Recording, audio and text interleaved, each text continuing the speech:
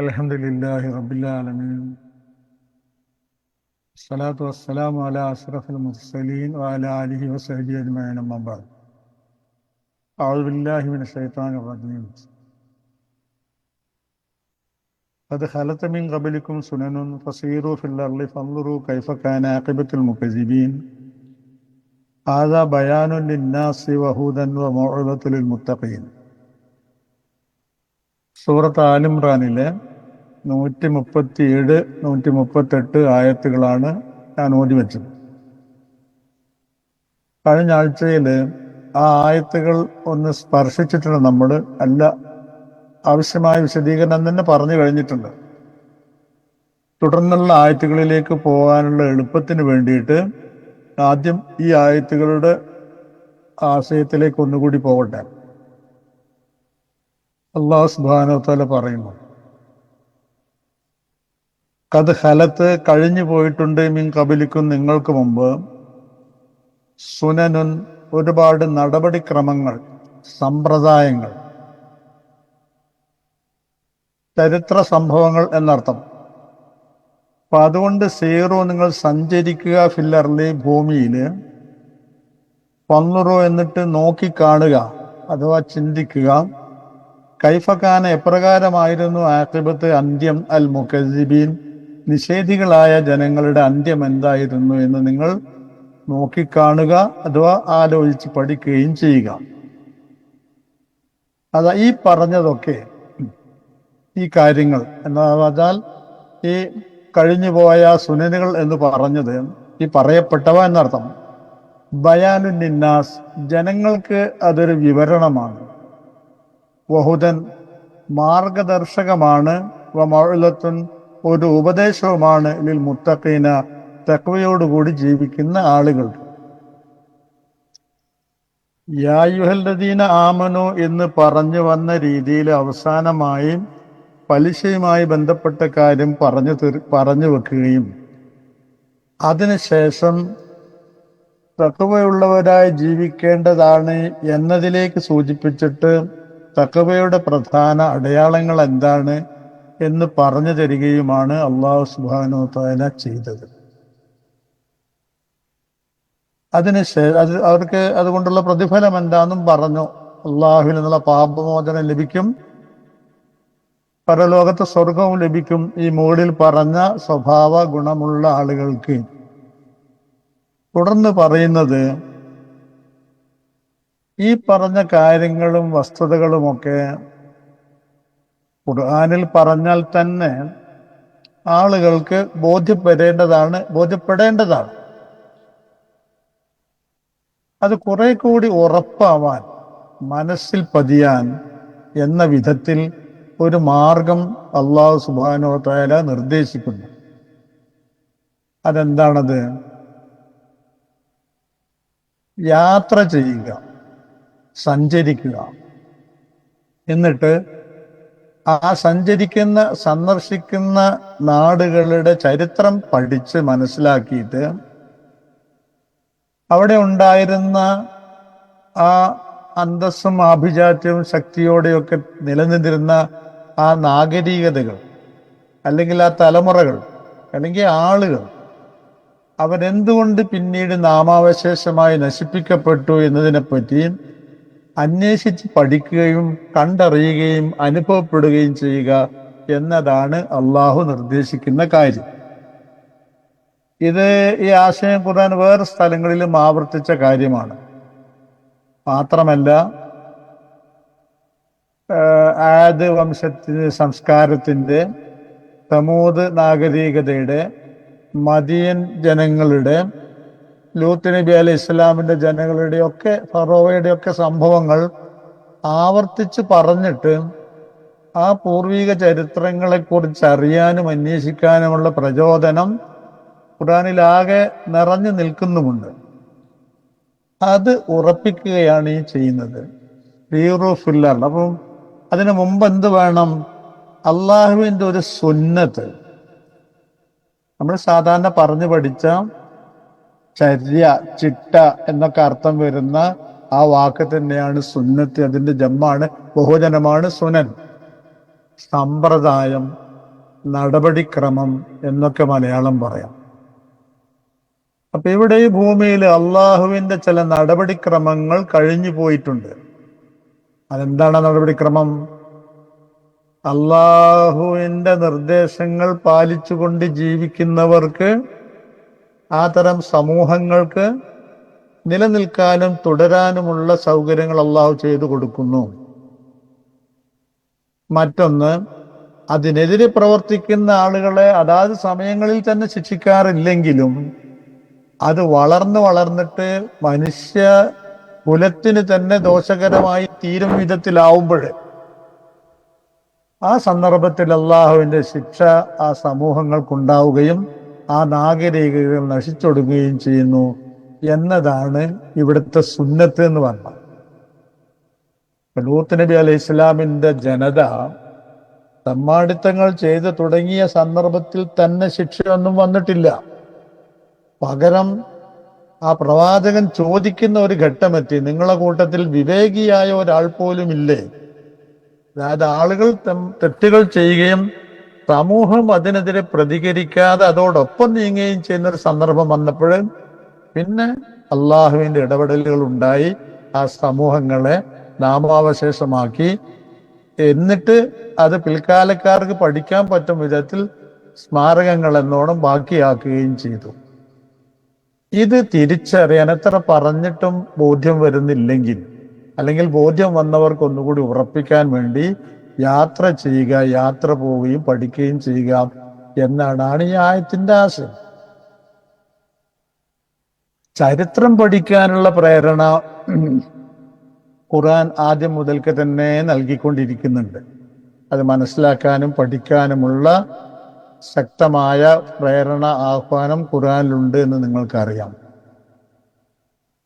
നമ്മളത് പഠിക്കുമ്പോഴും മനസ്സിലാക്കാൻ ശ്രമിക്കുമ്പോഴും ഉണ്ടാകുന്ന ഒരു പ്രയാസം, ചരിത്രങ്ങൾ പലപ്പോഴും സത്യസന്ധമായ രീതിയിൽ ലഭിക്കാതെ പോകുന്നു എന്നതാണ്. കാട് കയറി സംസാരിക്കല്ല, ആയത്തിൽ നിന്നുകൊണ്ട് തന്നെയാണ് പറയുന്നത്. ഇപ്പോ മുഹമ്മദ് മുസ്തഫ സല്ലല്ലാഹു അലൈഹി വസല്ലമയുടെ ജീവിത ചരിത്രത്തെക്കുറിച്ച്, സീറത്തുൻ നബിയെ കുറിച്ച് പഠിക്കാൻ മെനക്കെടുമ്പോൾ പോലും വളരെ കൃത്യമായ വസ്തുനിഷ്ഠമായ വിധത്തിൽ അത് പറഞ്ഞ ചരിത്രകാരന്മാർ പലരും അങ്ങനെ യാതൊരു തത്വദീക്ഷയുമില്ലാതെ കേട്ട കഥകളും ഒരുപാട് അതിശയോക്തിപരമായ സംഭവങ്ങളും ഒക്കെ കൂട്ടിക്കലർത്തി പറഞ്ഞതായി കാണാം. മാത്രമല്ല, ആ പറയുന്ന വസ്തുതകൾ, കാര്യങ്ങൾ പ്രവാചക ചരിത്രത്തോട് ഒരു നിലക്ക് നീതി കാണിക്കാത്തവയാണെന്ന് കേട്ടവർക്കറിയാം. എങ്കിൽ പോലും അതൊക്കെ ചരിത്രങ്ങളിൽ സ്ഥാനം പിടിക്കാറുണ്ട് പലപ്പോഴും ചരിത്ര പുസ്തകങ്ങളിൽ. എന്നെ അല്ലാതെ അത്ഭുതപ്പെടുത്തിയ ഒരു വിഷയമാണ്, ഇപ്പോ ഇബ്നു കസീർ തഫ്സീറിന്റെ ആളാണ്, അദ്ദേഹം ഒരു ചരിത്രകാരനുമാണ്. ഇബ്നു ജരീർ ഇതുപോലെ തന്നെയാണ്. അവരുടെയൊക്കെ തഫ്സീറുകളില്, ഖുർആൻ വിശദീകരണ ഗ്രന്ഥങ്ങളില് ചരിത്രത്തിൽ നിന്നുള്ള ഉദ്ധരണികൾ ധാരാളം കാണാം. ആ ഉദ്ധരണികൾ കണ്ടാൽ തന്നെ അറിയാം, പ്രഥമ വായനയിൽ തന്നെ അറിയാം, അവ നിലനിൽക്കുന്നവയല്ല. പിന്നെ എന്തിന് ഇവരെടുത്ത് ഉദ്ധരിക്കുന്നു എന്നതാണ് എന്നെയൊക്കെ അലട്ടിയിരുന്ന ചോദ്യം. അപ്പൊ അന്ന് അവർ മനസ്സിലാക്കി വെച്ച അവരുടെ ഒരു രീതി എന്താന്ന് പറഞ്ഞാല്, ഒരു സംഭവം ഞങ്ങൾ ഉദ്ധരിക്കുമ്പോൾ അതിനൊരു പരമ്പരയോടുകൂടി ഞങ്ങൾ പറഞ്ഞു കഴിഞ്ഞാൽ ആ പരമ്പരയിൽ വന്ന ആളുകളൊക്കെ, അത് റിപ്പോർട്ട് ചെയ്ത ആളുകളൊക്കെ വിശ്വസ്തരാണോ അല്ലയോ എന്ന കാര്യത്തെപ്പറ്റി ചിന്തിക്കാതെ ഞങ്ങൾക്ക് ഈ വിവരം പറഞ്ഞു തന്നത് ഇന്നവരാണ്, ഇന്നവരിൽ നിന്നാണ് എന്ന് ആ സനത് പറഞ്ഞു കഴിഞ്ഞാൽ തങ്ങളുടെ ബാധ്യത കഴിഞ്ഞു എന്ന വിധത്തിലാണ് ഇവരൊക്കെയും ആ കാര്യങ്ങൾ ഉദ്ധരിച്ചു വെച്ചത്, പറഞ്ഞു വെച്ചത്. അത് വസ്തുത ശരിയാണോ അല്ലേ എന്നുള്ളത് നിങ്ങൾ അന്വേഷിച്ച് പഠിക്കുക എന്ന വിധത്തിൽ പിൽക്കാലക്കാർക്ക് വിട്ടുകൊടുക്കുകയും ചെയ്യാനുണ്ടായത്.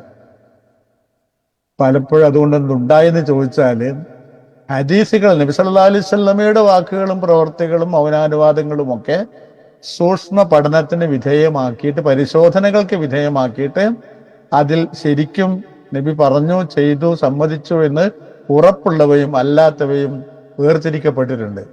ഈ വേർതിരിവ് ചരിത്രത്തിന്റെ കാര്യത്തിൽ പലപ്പോഴും സംഭവിച്ചിട്ടില്ല എന്നതാണ് സത്യം. അത് സാധാരണഗതിയിൽ നമ്മെ ബുദ്ധിമുട്ടിക്കേണ്ട ഒരു വിഷയമല്ല ഇത്. പക്ഷേ നബി സല്ലല്ലാഹു അലൈഹി വസല്ലമയെ പറ്റിയൊക്കെ പറയുന്ന സന്ദർഭത്തിൽ അത് കൃത്യമായും വസ്തുനിഷ്ഠം തന്നെ ആവേണ്ടതില്ല. ഒന്നുകൂടി പറയാം. നബി സല്ലല്ലാഹു അലൈഹി വസല്ലം, ഞാൻ ഇടയ്ക്ക് ക്ലാസ്സിൽ പറയാറുണ്ട്, അത് ചിലരൊക്കെങ്കിലും ചരിത്ര പുസ്തകങ്ങൾ വായിക്കുന്ന സ്വഭാവമുള്ളവരുണ്ടാവുമല്ലോ. പ്രവാചക ചരിത്രത്തെ പറ്റിയൊക്കെ മലയാളത്തിൽ വന്ന മിക്ക പുസ്തകങ്ങളും, എല്ലാം എന്ന് ഞാൻ പറയില്ല, പുതിയ കുറെ ബുക്കുകൾ വായിക്കാൻ ബാക്കിയുള്ളതുണ്ട്, മിക്കതും വായിച്ചാല് നബി സല്ലല്ലാഹു അലൈഹി വസല്ലമയുടെ ഉണ്ടാകുന്ന ഒരു മനസ്സിലുണ്ടാകുന്ന ഒരു ചിത്രം നബി സല്ലല്ലാഹു അലൈഹി വസല്ലമയുടെ കാര്യമായ ജോലി യുദ്ധം ചെയ്യലായിരുന്നു എന്ന് തോന്നിപ്പിച്ചു കളയും. അതായത് സാധാരണഗതിയിൽ വ്യക്തിയുടെ ജനനം, വികാസം, വളർച്ച, നുബുവത്ത്, ആദ്യ വർഷം, ഇങ്ങനെ പറഞ്ഞു വന്നിട്ട് അതൊരു സാമൂഹ്യ പാഠപുസ്തകത്തിൽ ഒരു അശോക ചക്രവർത്തിയെ പറ്റിയോ ചന്ദ്രഗുപ്ത മൗര്യനെ പറ്റിയോ ഒക്കെ പറയും വിധത്തിൽ ഇങ്ങനെ പറഞ്ഞു വന്നിട്ട് പിന്നെ 2ാം കൊല്ലം ബദർ യുദ്ധം, 3ാം കൊല്ലം ഉഹദ് യുദ്ധം, അങ്ങനെ പറഞ്ഞു പോകുന്ന രീതിയിലാണ് പലപ്പോഴും കാണാൻ സാധിച്ചത്. അറബിയിലും മിക്ക ഗ്രന്ഥങ്ങളും അങ്ങനെ തന്നെയാണ്. അതിൽ തന്നെ പതിരും അല്ലാത്തതും ഒക്കെ ഉണ്ട്. പക്ഷെ നബി സല്ലല്ലാഹു അലൈഹി വസല്ലമ ഉണ്ടാക്കിയ പരിവർത്തനങ്ങൾ, ആദ്യ വർഷത്തിൽ നബി സല്ലല്ലാഹു അലൈഹി വസല്ലമ ഏതെല്ലാം ജീർണതകൾക്കെതിരെയാണ് സംസാരിച്ചത്, മനുഷ്യത്വപരമായി എന്തെല്ലാം പാഠങ്ങളാണ് നൽകിയത്, ഹിജ്റയ്ക്ക് ശേഷം 1, 2, 3, 4 ഒക്കെ വർഷങ്ങളിൽ എന്ത് മാറ്റമാണ് നബി സല്ലല്ലാഹു അലൈഹി വസല്ലമ ലോകത്ത് വരുത്തിയത് എന്ന് പറയുന്ന തരത്തിലുള്ള ഗ്രന്ഥങ്ങളുടെ അഭാവം ഇപ്പോഴും നിലനിൽക്കുന്നു. ഞാനിവിടെ നാട്ടിൽ നിന്ന് പറയുമ്പോൾ എൻ്റെ ബുദ്ധിമുട്ട് നിങ്ങൾക്കറിയാലോ. പുതുതായി പ്രസിദ്ധീകരിക്കപ്പെട്ട ഗ്രന്ഥങ്ങൾ, പഠനങ്ങൾ നടക്കുന്നുണ്ട്. പലരും ഈ PhDക്ക് വേണ്ടിയൊക്കെ തിരഞ്ഞെടുക്കുന്ന വിഷയങ്ങൾ ഈ വിധങ്ങളിൽ പെട്ടതൊക്കെയാണ് ഈ മുസ്ലിം രാജ്യങ്ങളിൽ. പക്ഷെ അവയൊക്കെ നമ്മളെ കൈകളിൽ എത്തുന്നില്ല, നമുക്കവ കാണാനുള്ള ഭാഗ്യം ഉണ്ടാകുന്നില്ല. ഇതുവരെയുള്ള അനുഭവം വെച്ചിട്ടാണ് ഞാനീ പറയുന്നത്. ഇതെന്തിനാണ് ഞങ്ങളോട് ക്ലാസ്സിൽ പറയുന്നതെന്ന് ചോദിച്ചാൽ, ഒരു വിമർശന ബുദ്ധിയോടെ ചരിത്രഭാഗങ്ങൾ വായിക്കുക. ഇതൊക്കെ സംഭവിക്കാമോ, ഇതൊക്കെ ഉണ്ടാകാമോ എന്ന വിധത്തിലുള്ള ഒരു ചിന്തയാണ് ആ വിഷയത്തിൽ ഉണ്ടാവേണ്ടത് എന്ന് പറഞ്ഞു വെച്ചതാണ്. ഇനി നമുക്ക് ആ കാര്യത്തിൽ ഒരു ജോലി കൂടി ബാക്കിയുള്ള എന്താന്ന് പറഞ്ഞാല്, കേരളത്തിലെ, ഇന്ത്യയിലെ മുസ്ലിങ്ങളുടെ ആഗമനവും വികാസവും വളർച്ചയും ഒക്കെ തുടങ്ങിയ കാര്യങ്ങളെ പറ്റിയും വളരെ മുറിഞ്ഞു പോയ, കൃത്യമായ ഒരു ശൃംഖല കിട്ടാതെ പലപ്പോഴും ബുദ്ധിമുട്ടി പോകുന്ന അവസ്ഥകൾ ഉണ്ടാവാറുണ്ട്. അപ്പോഴൊക്കെ ഞാനൊക്കെ ഒരു മനസ്സിലുള്ളത് പറയാലോ. നമ്മുടെയൊക്കെ കുട്ടികള് ഈ തരം വിഷയങ്ങൾ പഠിക്കാനോ അന്വേഷിക്കുന്നവരെയൊക്കെ തിരഞ്ഞെടുക്കുക, വെറും ജോലി എന്നതിനേക്കാൾ ഏറെ അവർക്കും ഉമ്മത്തിനും ഉപകാരപ്പെടുന്ന വിഷയങ്ങളിൽ ഗവേഷണമോ പഠനമോ നടത്താൻ പറ്റുന്ന വിധത്തിൽ അവരാക്കി തീർക്കുക എന്നൊക്കെ ചിന്തിക്കാവുന്നതാണെന്ന് ഞാൻ പറയുന്നുള്ളൂ. അത്രയേ ഉള്ളൂ ആ കാര്യത്തില്.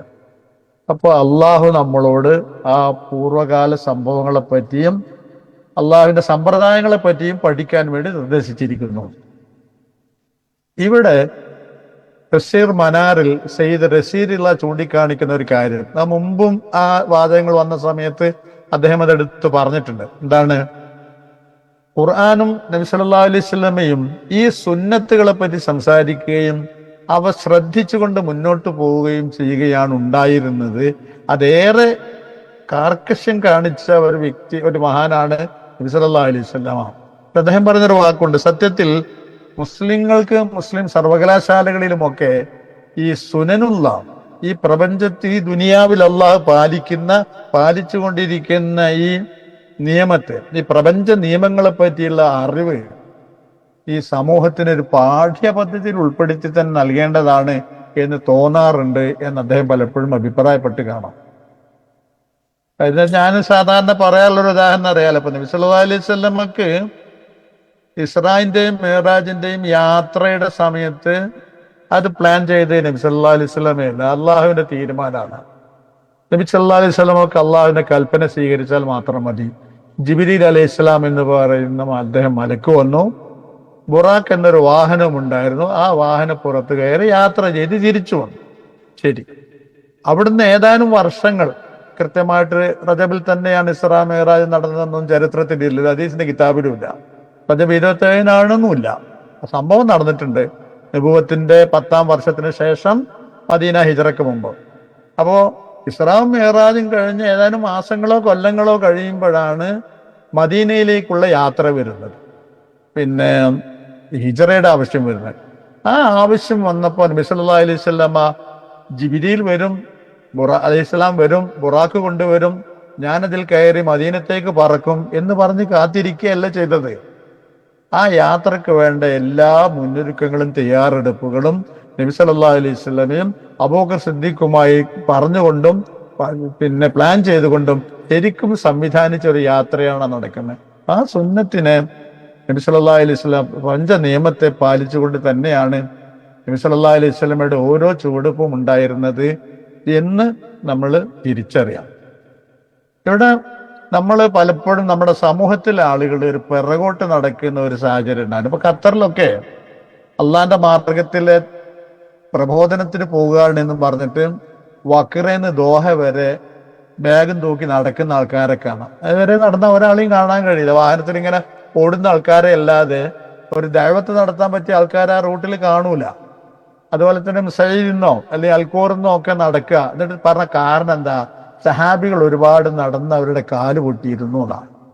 സഹാബികൾ റളിയല്ലാഹു അൻഹും അവർക്ക് നടക്കുകയല്ലാതെ മറ്റു മാർഗങ്ങളില്ലാത്തൊരു കാലമാണ്. ആ കാലഘട്ടത്തിൽ അവരത് ചെയ്തു എന്നതുകൊണ്ട് അന്ധമായി അത് തന്നെ പിൻപറ്റുകയും അതാണ് ശരിയെന്ന് മനസ്സിലാക്കുകയും ചെയ്തവർ ഖുർആൻ പറഞ്ഞ ഈ സുന്നത്തുകളെ പറ്റി മനസ്സിലാക്കാത്തവരാ. അവർക്കതേ പറ്റുമായിരുന്നു. നമുക്കത് പറ്റുമ്പോൾ 10 മിനിറ്റ് കൊണ്ട് ദോഹയിൽ നിന്നോ വക്രയിൽ നിന്നോ മുസൈദിൽ നിന്നോ ദോഹയിലെത്താം. ആ സ്ഥാനത്താണ് ഇവര് വ്യാഴാഴ്ച ഉച്ചയ്ക്ക് ശേഷം അല്ലെങ്കിൽ ബുധനാഴ്ച വൈകുന്നേരം നടന്നു കൊണ്ടുപോകുന്നത്. ഇങ്ങനെ എന്താണോ ശരിയായ വിധത്തിൽ അന്വേഷിച്ച് പഠിക്കേണ്ടത് ചെയ്യേണ്ടത് എന്ന മർമ്മത്തിലേക്കല്ലാതെ ഈ പുറത്തുള്ള ചില കാട്ടിക്കൂട്ടലുകളിലായി തീരുന്ന ഒരു സാഹചര്യം ഉണ്ടായി. ഇതിപ്പം നമ്മളിതിനൊന്നും ഒട്ടും പിന്നെ പിറകിലൊന്നുമല്ല, ആവർത്തനമാണ്, ശിപ്പാണ്. എനിക്കറിയാം മതപഠനത്തിന് മാത്രമാണ് അള്ളാഹുവിന്റെ പ്രത്യേക തൗഫീഖ് ഉള്ളതെന്നും മറ്റു വിജ്ഞാനങ്ങൾ പഠിക്കുന്നത് പടച്ച തമ്പുരാൻ അത്ര പൊരുത്തുള്ള ഒരു കാര്യം അല്ല എന്നൊരു തോന്നൽ ആരും പറഞ്ഞിട്ടല്ല, അങ്ങനെ ഉണ്ട്, ഉള്ളിലുണ്ട്. അതുകൊണ്ട് തന്നെ ഒരു എഞ്ചിനീയറിംഗ് കോളേജിനോ ഒരു മെഡിക്കൽ കോളേജിനോ സംഭാവന ചോദിച്ചാൽ നമ്മളാരും കൊടുക്കൂല. ഒരു അറബിക് കോളേജിന് യതീംഖാനക്കും പിന്നെ നമ്മൾ പള്ളി ഉണ്ടാക്കാനും പൈസ കൊടുക്കും. മറ്റേതെന്താ അള്ളാഹ്ക്ക് ഇഷ്ടപ്പെട്ട കാര്യങ്ങളിൽ അല്ല അങ്ങനെ 2 തരങ്ങളായി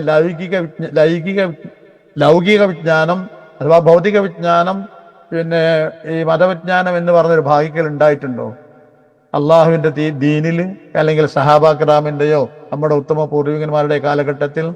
അങ്ങനല്ല. അവരൊക്കെ എന്നിട്ട് മാത്രല്ല, നമ്മൾ പലപ്പോഴും ഈ ദീൻ പഠിക്കുന്ന കുട്ടികൾക്ക് നല്ല പരിഗണന നൽകിക്കൊള്ളാനും വിരോധമില്ല. പക്ഷെ അവരെന്തോ ഒരു മേൽപ്പെട്ടുള്ളവരും മറ്റ് കോളേജുകളിൽ പഠിക്കുന്നവർ അത്രമാത്രം മഹത്വം അർഹതപ്പെട്ടവരെല്ലാം എന്നൊക്കെ ചിന്തിക്കുന്ന ഒരു ഇതൊക്കെ പലപ്പോഴും കാണപ്പെടാറുണ്ട്.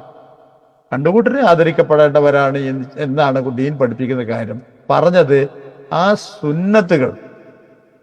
അതുകൊണ്ട് ഇമാം ഔസാലിയെ പോലെയുള്ള ആളുകളൊക്കെ ആ കാലഘട്ടത്തിൽ ആളുകളോട് പറയുന്നുണ്ട്, നിങ്ങൾ എല്ലാവരും കൂടി ഇങ്ങനെ കെമിസ്ട്രി പഠിക്കാൻ തന്നെ പോകല്ലേ, എല്ലാവരും കൂടി ദീൻ പഠിക്കാൻ വേണ്ടി മാത്രം പോകല്ലേ, മറ്റ് വിജ്ഞാനങ്ങൾ ലോകത്തുണ്ട്, ഇതൊക്കെ പഠിക്കണമെന്ന് പറയുന്ന. എന്ന് വെച്ചാല് അള്ളാഹുവിന്റെ ഒരായത്ത് പോലും നമ്മുടെ ജീവിതവുമായി നേർക്കുനേരെ സ്പർശിക്കാത്തതായി ഇല്ല എന്ന് പറയാനാണ് ഈ പറഞ്ഞിരിക്കുന്നത്. അപ്പോ അള്ളാഹു വിശുദ്ധ ഖുർആനിലൂടെ വിശദീകരിക്കുന്ന വിഷയങ്ങളെ തറവാക്കാൻ ഉറപ്പാക്കാൻ യാത്രകൾ സഹായിക്കും എന്ന് അള്ളാഹു സുബ്ഹാനഹു വ തആല അറിയിച്ചിട്ടുണ്ട്. കഴിഞ്ഞ ആഴ്ച ഞാൻ പറഞ്ഞു, യാത്രകൾ വലിയ സാമ്പത്തിക ബാധ്യതകൾ ഉണ്ടാക്കുന്നതാണ്, ദൂരേക്കുള്ള യാത്രകൾ. അത് മാത്രമാവണമെന്നില്ല. നമുക്ക് പറ്റാവുന്ന ദിക്കുകളിൽ പറ്റാവുന്ന ദൂരങ്ങളിൽ യാത്ര ചെയ്താൽ തന്നെ ചരിത്ര സ്മൃതികൾ ഉറങ്ങിക്കിടക്കുന്ന ഒരുപാട് പ്രദേശങ്ങൾ നമ്മുടെ ഭാഗങ്ങളിലുണ്ട്. പക്ഷെ അവിടേക്ക് വണ്ടി കയറും മുമ്പ് അവയുടെ എന്തിൻ്റെ സ്മാരകങ്ങളാണ് അതൊക്കെ എന്ന് ഒന്ന് അറിയാൻ ശ്രമിക്കുക എന്നതാണ് പിന്നെ നമ്മൾ ചെയ്യേണ്ടത്. അപ്പോ ആ ഒരു പ്രേരണ കൂടി അതിൻ്റെ ഉള്ളിലുണ്ട് എന്നുള്ള വ്യക്തമാണല്ലോ. ജോർജ് ഡേതാൻ എന്ന പ്രസിദ്ധനായ ചരിത്രകാരൻ, സാഹിത്യകാരൻ, അത് ക്രിസ്ത്യാനിയാണ്. അയാള് മുസ്ലിങ്ങളുടെ കൂട്ടത്തിൽ നിന്ന് കഴിഞ്ഞ കാലത്ത് കഴിഞ്ഞുപോയ കവികളെയും സാഹിത്യകാരന്മാരെയും ഒക്കെ പറഞ്ഞ കൂട്ടത്തിൽ അദ്ദേഹം അൽബറോനിയെയും ഇബ്നു ബത്തൂത്തയും പിന്നെ സുലൈമാനെയും അബ്ദുർ റസാഖിനെയും ഒക്കെ ഇങ്ങനെ വർണ്ണിച്ചു വന്നതിന് ശേഷം അദ്ദേഹം പറയുന്നുണ്ട്, ഇവർ സഞ്ചാരികളായി ലോക സഞ്ചാരികളായി മാറിയതും ഈ സഞ്ചരിച്ച് പഠിച്ച് വിഷയങ്ങൾ എഴുതാൻ അവരെ പ്രേരിപ്പിച്ചത് വിശുദ്ധ ഖുർആനിലെ ഈ ആയത്തുകളാണ് എന്ന് പറഞ്ഞുകൊണ്ട് അദ്ദേഹം ഒരിടത്ത് പരാമർശിക്കുന്നുണ്ട്. ഇപ്പോ ആളുകൾക്കിടയിൽ അങ്ങനത്തെ ചില ട്രെൻഡുകളൊക്കെ കാണുന്നുണ്ട് പൊതുവെ. പക്ഷെ പലപ്പോഴും കളിയാക്കുകയല്ല ആരെയും. നമ്മളെ യാത്രകൾ പലപ്പോഴും വാട്ടർ തീം പാർക്കുകളിലോ അല്ലെങ്കിൽ അങ്ങനെ വെള്ളച്ചാട്ടങ്ങളിലോ ഒക്കെ മാത്രം ഒതുങ്ങുന്നതായി പോകുന്നു എന്ന് തോന്നാറുണ്ട്. വിമർശനമല്ല എന്ന് മനസ്സിലാക്കി. അതിന്റെ അടുത്ത ആയത്തിൽ അള്ളാഹു പറഞ്ഞു, ഇതൊക്കെ ബയാനുൽ ഇന്നാസി, സാധാരണ വ്യക്തികൾക്ക്, മനുഷ്യർക്ക്, മുസ്ലിങ്ങൾ അല്ലാത്തവർക്ക് ഇതൊക്കെ ഒരു വിവരണമാണ്.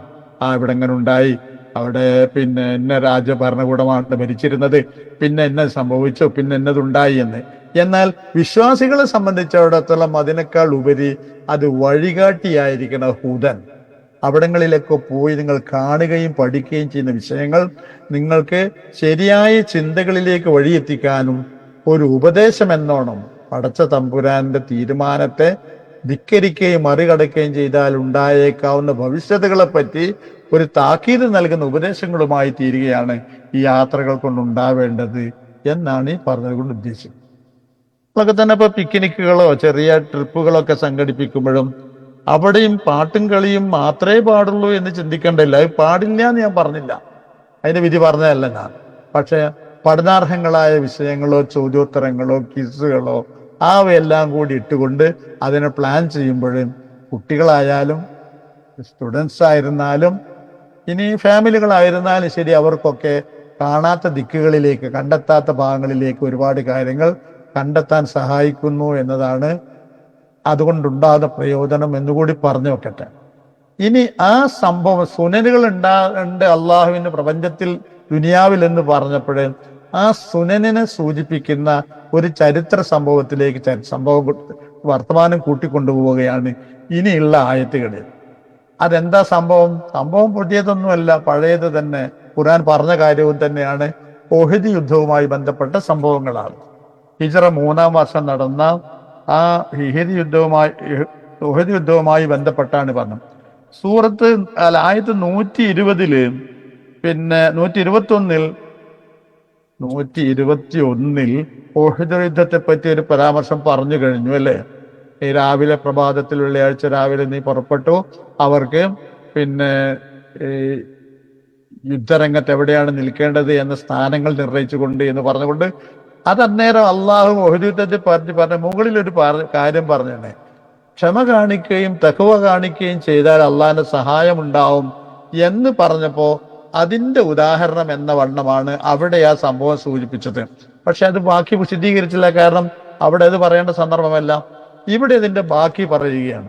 ഏതർത്ഥത്തിൽ?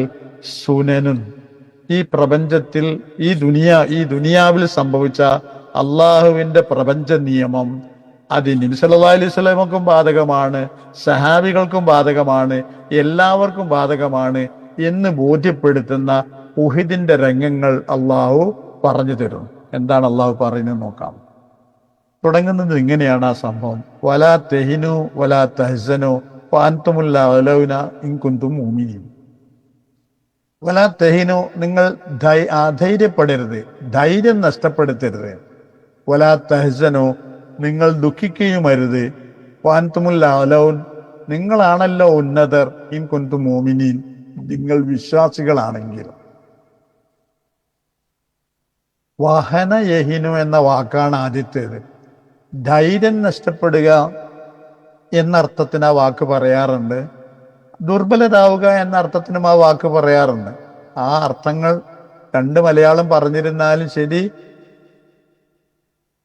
ആയി കിട്ടുന്ന ഒരർത്ഥം എന്ന അർത്ഥത്തിലാണ് അധൈര്യം കാണിക്കരുത്, ധീരത നഷ്ടപ്പെടരുത്, മനോധൈര്യം നഷ്ടപ്പെടുത്തരുത് എന്ന് മലയാളം പറഞ്ഞത്.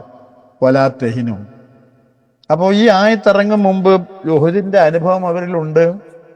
അപ്രതീക്ഷിതമായ ആദ്യത്തെ വിജയവും അപ്രതീക്ഷിതമായ പരാജയവും അവർ പഠിച്ചിട്ടുണ്ട്. 70ഓളം സഹാബികൾ ഷഹീദായ ദുഃഖകരമായ അവസ്ഥ അവരുടെ മുമ്പിലുണ്ട്. അതിനേക്കാളേറെ അതുണ്ടാക്കിയ അപമാന ഭാരം അവരുടെ മുമ്പിലുണ്ട്. എന്താ ചെയ്യേണ്ടത് എന്നറിയാതെ പലരും മദീന വരെ ഓടിപ്പോയ സാഹചര്യങ്ങൾ, അങ്ങനെ എല്ലാം കൊണ്ടും നബി സല്ലല്ലാഹു അലൈഹി വസല്ലമക്ക് ശാരീരികമായി മുറിവ് പറ്റുകയും മറ്റും ചെയ്ത സാഹചര്യം ബദർ കൊണ്ടുണ്ടായിരുന്ന ഒരു നല്ല ഇമേജും ഇംപ്രഷനും മുഴുവൻ നഷ്ടപ്പെടും വിധത്തിലാണ് ശരിക്ക് ഉഹുദിന്റെ സംഭവം അവസാനിച്ചത്. ആ ദുഃഖവും ആ അങ്കലാപ്പുകളും ഒക്കെ അവരെ നിൽക്കുന്ന സന്ദർഭത്തെ സൂചിപ്പിച്ചുകൊണ്ടാണ് ഈ ആയത്ത്. ഉഹുദ് യുദ്ധം കഴിഞ്ഞ് എത്ര ദിവസം കഴിഞ്ഞിട്ടാണ് ഇറങ്ങുന്നത് എന്നൊന്നും പറയാൻ കഴിയില്ല. അതുകൊണ്ട് അതിലേക്ക് സൂചിപ്പിച്ചുകൊണ്ടാണ് പറയുന്നത്, ഉഹുദിൽ സംഭവിക്കാനുള്ളതൊക്കെ സംഭവിച്ചു, പക്ഷേ നിങ്ങൾ അതിന്റെ പേരിൽ ധൈര്യം ചോർന്നവരായി തീരരുത്. സംഭവിച്ചതിന്റെ പേരിൽ ദുഃഖിക്കുകയും വേണ്ടതില്ല. കാരണം കാര്യങ്ങൾ നമ്മുടെ നിയന്ത്രണത്തിൽ അല്ലാതെ പലപ്പോഴും സംഭവിക്കും. വീഴ്ചകൾ വന്നു പോയിട്ടുണ്ട്, ഖുർആൻ അതെടുത്ത് പറയുന്നുണ്ട്. ഇനി ആവർത്തിക്കാതിരിക്കാൻ ശ്രദ്ധിക്കണം. അതുകൊണ്ട് അതും പറഞ്ഞിനി ദുഃഖിച്ചിരിക്കേണ്ടതില്ല. കാരണം അൻതുമുൽ അഅലൗൻ, നിങ്ങൾ തന്നെയാണ് ഉന്നതന്മാർ. ഇവിടെ ആ വാക്ക് പറയുമ്പോൾ അതിൽ ഒരു വലിയ സമാധാനിപ്പിക്കലുണ്ട് സഹാബാ കിറാമിന്. നബി സല്ലല്ലാഹു അലൈഹി വസല്ലമ എന്ന നിങ്ങളുടെ നേതാവിന്റെ നിർദ്ദേശം പാലിക്കാതെ നിങ്ങളിൽ ചിലർ കാണിച്ച അവിവേകരമായ പ്രവൃത്തി അത് മൊത്തത്തിൽ എല്ലാവർക്കും നാശമുണ്ടാക്കും വിധത്തിൽ അവസാനിച്ചു. അതുകൊണ്ട് നിങ്ങൾ അള്ളാഹുവിന്റെ പക്കൽ മോശപ്പെട്ടവരായി തീരുന്നൊന്നുമില്ല. അള്ളാഹുവിന്റെ പക്കൽ നിങ്ങൾക്കുള്ള സ്ഥാനവും പോകുന്നില്ല. അൻതുമുൽ അഅലൗൻ, നിങ്ങൾ തന്നെയാണല്ലോ ഉന്നതന്മാർ. ഇൻ കുൻതും മുഅ്മിനീൻ, നിങ്ങൾ വിശ്വാസികളാണെങ്കിൽ നിങ്ങൾ വിശ്വാസികളാണ് എന്നതുകൊണ്ട് തന്നെ. ആയത്തിന് മറ്റൊരു രൂപത്തിൽ വിശദീകരണം പറഞ്ഞു, ലാ തഹ്സനൂ ലാ തഹിനൂ, നിങ്ങൾ ദുർബലരാവരുത്, നിങ്ങൾ ദുഃഖിതരാവരുത്. ഇൻ കുൻതും മുഅ്മിനീൻ, നിങ്ങൾ വിശ്വാസികളാണെങ്കിൽ. വലിയ വ്യത്യാസമൊന്നും മലയാളത്തിൽ പറഞ്ഞു വരുമ്പോൾ ആശയങ്ങൾക്കില്ല. അള്ളാഹു അവരെ സമാധാനിപ്പിച്ചുകൊണ്ടും പഠിപ്പിച്ചുകൊണ്ടും പറയുന്നു, ഇങ്ങനെയൊക്കെ സംഭവിക്കാം, പക്ഷേ അതൊന്നും നിങ്ങളെ അധൈര്യപ്പെടുത്തിക്കൂടാ, നിങ്ങളെ ദുഃഖത്തിൽ ആഴ്ത്തിക്കൂടാ. നിങ്ങൾ ഉന്നതർ തന്നെയാണ്, നിങ്ങൾ വിശ്വാസികളുമാണല്ലോ. ഈ നിങ്ങൾ വിശ്വാസികളാണെങ്കിൽ എന്ന് പറയുന്ന ഈ ആയത്തിന്റെ ഭാഗത്തിന് തഫ്സീറുകളിൽ നൽകുന്ന ഒരു വിശദീകരണവും കൂടിയുണ്ട്. അതെന്താന്ന് വെച്ചാൽ, അള്ളാഹുവിന്റെ സഹായത്തെ പറ്റിയൊക്കെ അള്ളാഹു പറയുന്നതിനെ പറ്റി ശരിക്കും നിങ്ങൾക്ക് വിശ്വാസം ഉണ്ടെങ്കിൽ, അതായത് അള്ളാഹു സഹായിക്കും, അള്ളാഹിന്റെ സഹായം നിങ്ങൾ ന്യൂനപക്ഷമാണെങ്കിലും ഉണ്ടാവും എന്നൊക്കെ പറഞ്ഞതിൽ ശരിക്കും നിങ്ങൾ ഉറച്ചു വിശ്വസിക്കുന്നവർ തന്നെ ആവണം. അങ്ങനെ ആയിരിക്കുന്നിടത്തോളം കാലം നിങ്ങൾ ഉത്തമർ തന്നെയാണ്, ഉന്നതിയിൽ തന്നെയാണ്. നമുക്കെന്താണ് ഈ ആയത്ത് കൊണ്ട്, ഈ സംഭവം കൊണ്ടൊക്കെ പഠിക്കാനുള്ളത്? ഇങ്ങനെയൊക്കെ സംഭവിക്കാൻ പാടില്ല, പക്ഷെ മനുഷ്യരാണ്. പറയുന്ന കൽപ്പനകളും ശാസനകളും ഒക്കെ അതിൻ്റെ യഥാർത്ഥ അർത്ഥത്തിൽ ഉൾക്കൊണ്ടുകൊണ്ട് പാലിക്കാൻ സാധിക്കാത്ത ആളുകൾ ഈ പൊതുജനങ്ങൾ എന്ന് പറയുന്ന കൂട്ടത്തിൽ ഉണ്ടാവും. അതെന്താ സംഭവം എന്ന് പറഞ്ഞാൽ, ഇപ്പം നമ്മളൊരു സമൂഹത്തെ എടുക്കാം, മുസ്ലിം സമൂഹത്തെ.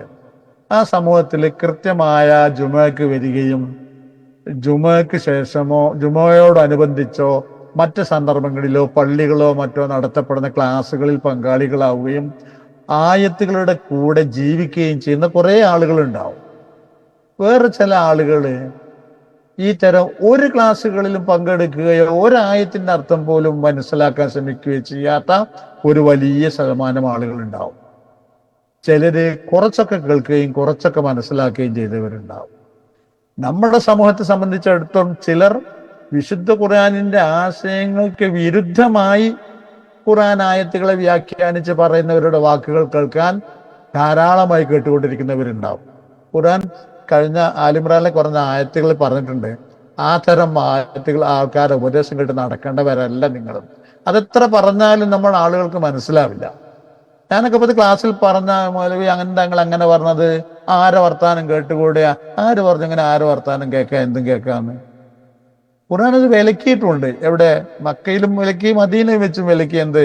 അള്ളാഹുവിന്റെ ആയത്തുകൾ പരിഹസിക്കുന്ന രീതിയിലുള്ള സംസാരങ്ങൾ ഉണ്ടായാൽ ആ സദസ്സിൽ പോയി ഇരിക്കരുത്, കേൾക്കരുത് എന്നാണ് ഖുർആന്റെ നിർദ്ദേശം. ഇത് പറഞ്ഞ റബ്ബിന് അറിയില്ലായിരുന്നോ ഈ ഹൃദയവിശാലത കാണിക്കേണ്ടതാണ് ഇതൊക്കെ എന്നൊക്കെ? എന്നിട്ട് നമ്മൾ കാര്യമായിട്ട്, എനിക്ക് ചിലപ്പോഴൊക്കെ തോന്നാറുണ്ട്, ഈ അന്ധവിശ്വാസങ്ങൾ പറയുന്ന അബദ്ധ കറാമത്തുകളെ പേരിൽ ഈ നുണക്കഥകൾ പ്രചരിപ്പിക്കുന്ന മിക്ക റീലുകളും പിന്നെ അതുപോലത്തെ മിക്ക ക്ലിപ്പുകളും പ്രചരിപ്പിക്കുന്നതിൽ നമ്മുടെ തൗഹീദിന്റെ ആളുകൾക്ക് നല്ല പങ്കുണ്ട് എന്ന് ചിന്തിക്കുന്നവനാണ് ഞാൻ. പലപ്പോഴും ഞാനൊക്കെ ആ വിഷയത്തിൽ വല്ലവരോടും സംസാരിച്ചപ്പോൾ അതെന്താ നിങ്ങൾ അങ്ങനെ, നമുക്ക് അങ്ങനെ വല്ലതും ഉണ്ടോ? നമുക്ക് അങ്ങനെ ഉണ്ട്. നമ്മൾ ഇതിന്റെ പ്രചാരകരായി തീരുന്നതിനാ? മറ്റുള്ളവരെയും കൂടി ഇത് അറിയിപ്പിക്കുന്നതിനാ? ഇങ്ങനെ ഒരു അബദ്ധം ഈ ചങ്ങായി പറഞ്ഞിട്ടുണ്ട്, ഇങ്ങനൊരു പൊട്ടക്കഥ ഇയാൾ പറഞ്ഞിട്ടുണ്ട് എന്ന് അറിയിക്കുന്നതിനാ? യഥാർത്ഥ അർത്ഥം പറഞ്ഞു കൊടുത്തേച്ചാ വിശദീകരിച്ചാ പോലെ. അപ്പോ അതുകൊണ്ട് യഥാർത്ഥത്തിലുള്ള ആ കാര്യങ്ങൾ പറയുകയും പ്രചരിപ്പിക്കുകയും ചെയ്യുക. യഥാർത്ഥ ആ വിധത്തിൽ ഉഹദിന്റെ സംഭവങ്ങളെ മനസ്സിലാക്കുകയും അവിടെ സംഭവിച്ചു പോയ അബദ്ധങ്ങൾ എന്താണ്, വീഴ്ചകൾ എന്താണെന്ന് തിരിച്ചറിയുകയും ചെയ്യുക ജീവിതത്തിൽ. ഞാൻ പറഞ്ഞു വന്നത് നമ്മുടെ ഇടയിലുള്ള അവസ്ഥയാണ് ഈ പറഞ്ഞത്. ഇങ്ങനെ പലതരത്തിൽപ്പെട്ട ആളുകളാണുള്ളത്. അവരുമായിട്ടൊക്കെ നമ്മൾ എന്തെങ്കിലും ഒരു സൽക്കർമ്മത്തിന്, അത് ജിഹാദിന്റെ പ്രവർത്തനം തന്നെ വേണമെന്നില്ല, മറ്റെന്തെങ്കിലും പ്രവർത്തനങ്ങൾ ചെയ്യുമ്പോഴും പലപ്പോഴും പല അപാകതകളും വരുത്തി വെക്കുകയും ഉണ്ടാക്കി തീർക്കുകയും ചെയ്യാറുണ്ട്. അത് ഓരോ ഫീൽഡിന്റെ രംഗത്താണ് അത് ഓരോ സന്ദർഭത്തിലും കാണപ്പെടുകയും മറ്റും ചെയ്യാറുള്ളത്. ബാക്കി അള്ളാഹു ബാക്കി തുടരുന്നു. ഈ എംസസ്കും കർഹുൻ ഫഖദ് മസ്സൽ ഖൗമ ഖർഹും മിസ്ലുഹും വതിൽക്കൽ അയ്യാമു നുദാവിലുഹാ ബൈനൻ നാസ് വലിയഅലമല്ലാഹു അല്ലദീന ആമനൂ വയത്തഖദ മിൻകും ശുഹദാ വല്ലാഹു ലാ യുഹിബ്ബുൽ ളാലിമീൻ വലിയുമഹിസല്ലാഹു അല്ലദീന ആമനൂ വയംഹഖൽ കാഫിരീൻ. ഈ എംസസ്കും കർഹുൻ, നിങ്ങൾക്ക് മുറിവുകൾ പറ്റിയിട്ടുണ്ടെങ്കിൽ, കർഹ് മുറിവ്, കേടുപാട് എന്നൊക്കെ അർത്ഥം. മസ്സ എന്ന് പറഞ്ഞാൽ സ്പർശിക്കുക എന്ന വാക്കിന് അർത്ഥമുണ്ട്. ഖുർആനിൽ പല തവണ ആവർത്തിച്ചൊരു വാക്കാണത്. വ്യത്യസ്ത അർത്ഥങ്ങൾക്ക് വേണ്ടി ബാധിക്കുക എന്നർത്ഥം. നിങ്ങൾക്ക് മുറിവുകൾ ബാധിച്ചിട്ടുണ്ടെങ്കിൽ, അപ്പോൾ രണ്ടാമത് വന്ന ഖാലിദ് ബിൻ വലീദ് റളിയല്ലാഹു അൻഹു, അദ്ദേഹം അന്ന് മുശ്രിക്ക് പക്ഷത്താണ്. അദ്ദേഹം തിരിച്ചടിച്ചപ്പോൾ, പിറകിലൂടെ വന്ന് തിരിച്ചടിച്ചപ്പോൾ എന്താ ചെയ്യേണ്ടു എന്നറിയാതെയുള്ള ആ ബദ്ധപ്പാടിലാണ് 70ഓളം പേര് ഷഹീദാവുന്നതും മുറിവുകൾ പറ്റുകയും ചെയ്തത്. നിങ്ങൾക്ക് മുറിവുകൾ പറ്റിയിട്ടുണ്ടെങ്കിൽ ഫഖദ് മസ്സൽ ഖൗമ, അവർക്കും ബാധിച്ചിട്ടുണ്ട് കർഹുൻ, മുറിവുകൾ, മിസ്ലു, ഇതുപോലെയുള്ളത്. അത് ഉദ്ദേശിക്കുന്നത് ബദറിലേക്കാണ്. ഈ പ്രാവശ്യം കൂടുതൽ മുറിവുകൾ ഏറ്റത് നിങ്ങൾക്കാണെങ്കിൽ കഴിഞ്ഞ തവണ കൂടുതൽ മുറിവുകൾ ഏറ്റത് അവർക്കാണല്ലോ. എന്നിട്ട് അതിന്റെ ബാക്കി പറഞ്ഞു തുടങ്ങണം. ഇവിടെ ഒരു കാര്യം പറയാനുള്ളത്, സൂറത്ത് നിസായിൽ ഈ വിഷയം പറഞ്ഞപ്പോൾ ഖുർആൻ പറഞ്ഞു, ഇൻകുന്തും തൈലമൂന ഫൈനവും യൈലമൂന കമാ തൈലമൂൻ ഫതർജൂന മിനല്ലാഹി മാ ലാ യർജൂൻ. അവിടെ കൂടെ പഠിക്കേണ്ട ആയത്താണ്. നിങ്ങൾ വേദനിക്കുന്നുവെങ്കിൽ, നിങ്ങൾക്ക് വേദന അനുഭവപ്പെടുന്നുവെങ്കിൽ അവർക്കും വേദന അനുഭവപ്പെടുന്നുണ്ട്. അത് അവിശ്വാസികളായ ആളുകൾക്കും മുറിവുകളും വേദനകളും ഒക്കെ ഉണ്ട്.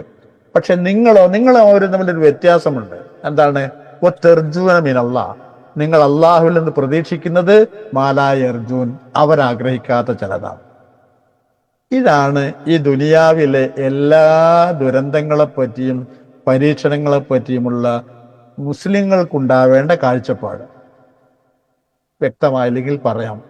ഇപ്പോ ഒരു ഉരുൾപൊട്ടലുണ്ടായി, ഒരു വെള്ളപ്പൊക്കമുണ്ടായി, ഒരു ഭൂമി കുലുക്കമുണ്ടായി, അല്ലെങ്കിൽ പട്ടിണി ഉണ്ടായി, രോഗങ്ങളുണ്ടായി, എന്തൊക്കെ ഉണ്ടായിരുന്നാലും അത് മുസ്ലിങ്ങളെ മാത്രം തെരഞ്ഞു നോക്കിയിട്ടല്ല അനുഭവിക്കുക.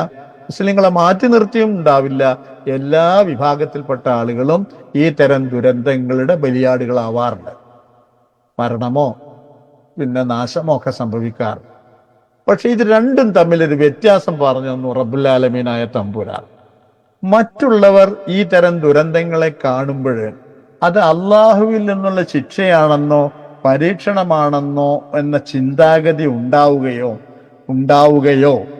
അതിലൂടെ അള്ളാഹുവിൽ നിന്നുള്ള പാപമോചനവും അള്ളാഹുവിൽ നിന്നുള്ള പ്രതിഫലവും പ്രതീക്ഷിക്കുകയോ ചെയ്യുക എന്നൊരു മാനസികാവസ്ഥ അവരിൽ ഉണ്ടാവാറില്ല. മുസ്ലിങ്ങളല്ലാത്ത വിഭാഗങ്ങളിൽ, അത് മറ്റു ദൈവവിശ്വാസികളായിരുന്നാലും ശരി, ഒരു വിശ്വാസമില്ലാത്തവനായിരുന്നാലും ശരി, അതൊരു കാലത്തിൽ ഇങ്ങനെ നടന്നു പോകാറുള്ള സംഭവം എന്നുള്ളതല്ലാതെ ഇത് പടച്ചവൻ നൽകുന്ന ഒരു പരീക്ഷണമാണ്, അല്ലെങ്കിൽ പടച്ചവൻ ഉണ്ടായ ശിക്ഷയാണ് എന്ന് ചിന്ത വരില്ല. അങ്ങനെ ഒരു ചിന്ത വരുന്ന ഒരു മുസ്ലിമായ മനുഷ്യൻ എന്താ ഉണ്ടാവുക? പടച്ചവനെ, ദുരന്തങ്ങൾ വന്നു, ഒരു അവിവേകവും ഞാൻ ചെയ്തിട്ടില്ലല്ലോ, ഒരു തെറ്റും ചെയ്തിട്ടില്ലല്ലോ, ഞങ്ങൾ ചെയ്തിട്ടില്ലല്ലോ, അതുകൊണ്ട് നീ ഞങ്ങൾ ക്ഷമിക്കുന്നു, ഇത് പുണ്യകർമ്മമായി സ്വീകരിക്കണമേ, ഈ ദുരിതത്തിൽ ഞങ്ങളെ കാത്തുരക്ഷിക്കണമേ, പ്രതിഫലമായി ഇവിടെയും ആഖിറത്തിലും ഞങ്ങൾക്ക് ഇനി നൽകണമേ എന്ന പ്രാർത്ഥനയോടെയാണ് ചെയ്യുന്നത്. ഈ പ്രാർത്ഥന മറ്റുള്ളവർക്കില്ല. അപ്പോ ദുരന്തങ്ങളെ പുറത്തുനിന്ന് നോക്കുന്ന ഒരു കാഴ്ചക്കാരന് ദുരന്തങ്ങളിൽ അനുഭവപ്പെടുന്നവർ മുസ്ലിങ്ങൾ അമുസ്ലിങ്ങൾ എന്ന് വ്യത്യാസമില്ലാതെയാണ് അനുഭവപ്പെടുന്നത്.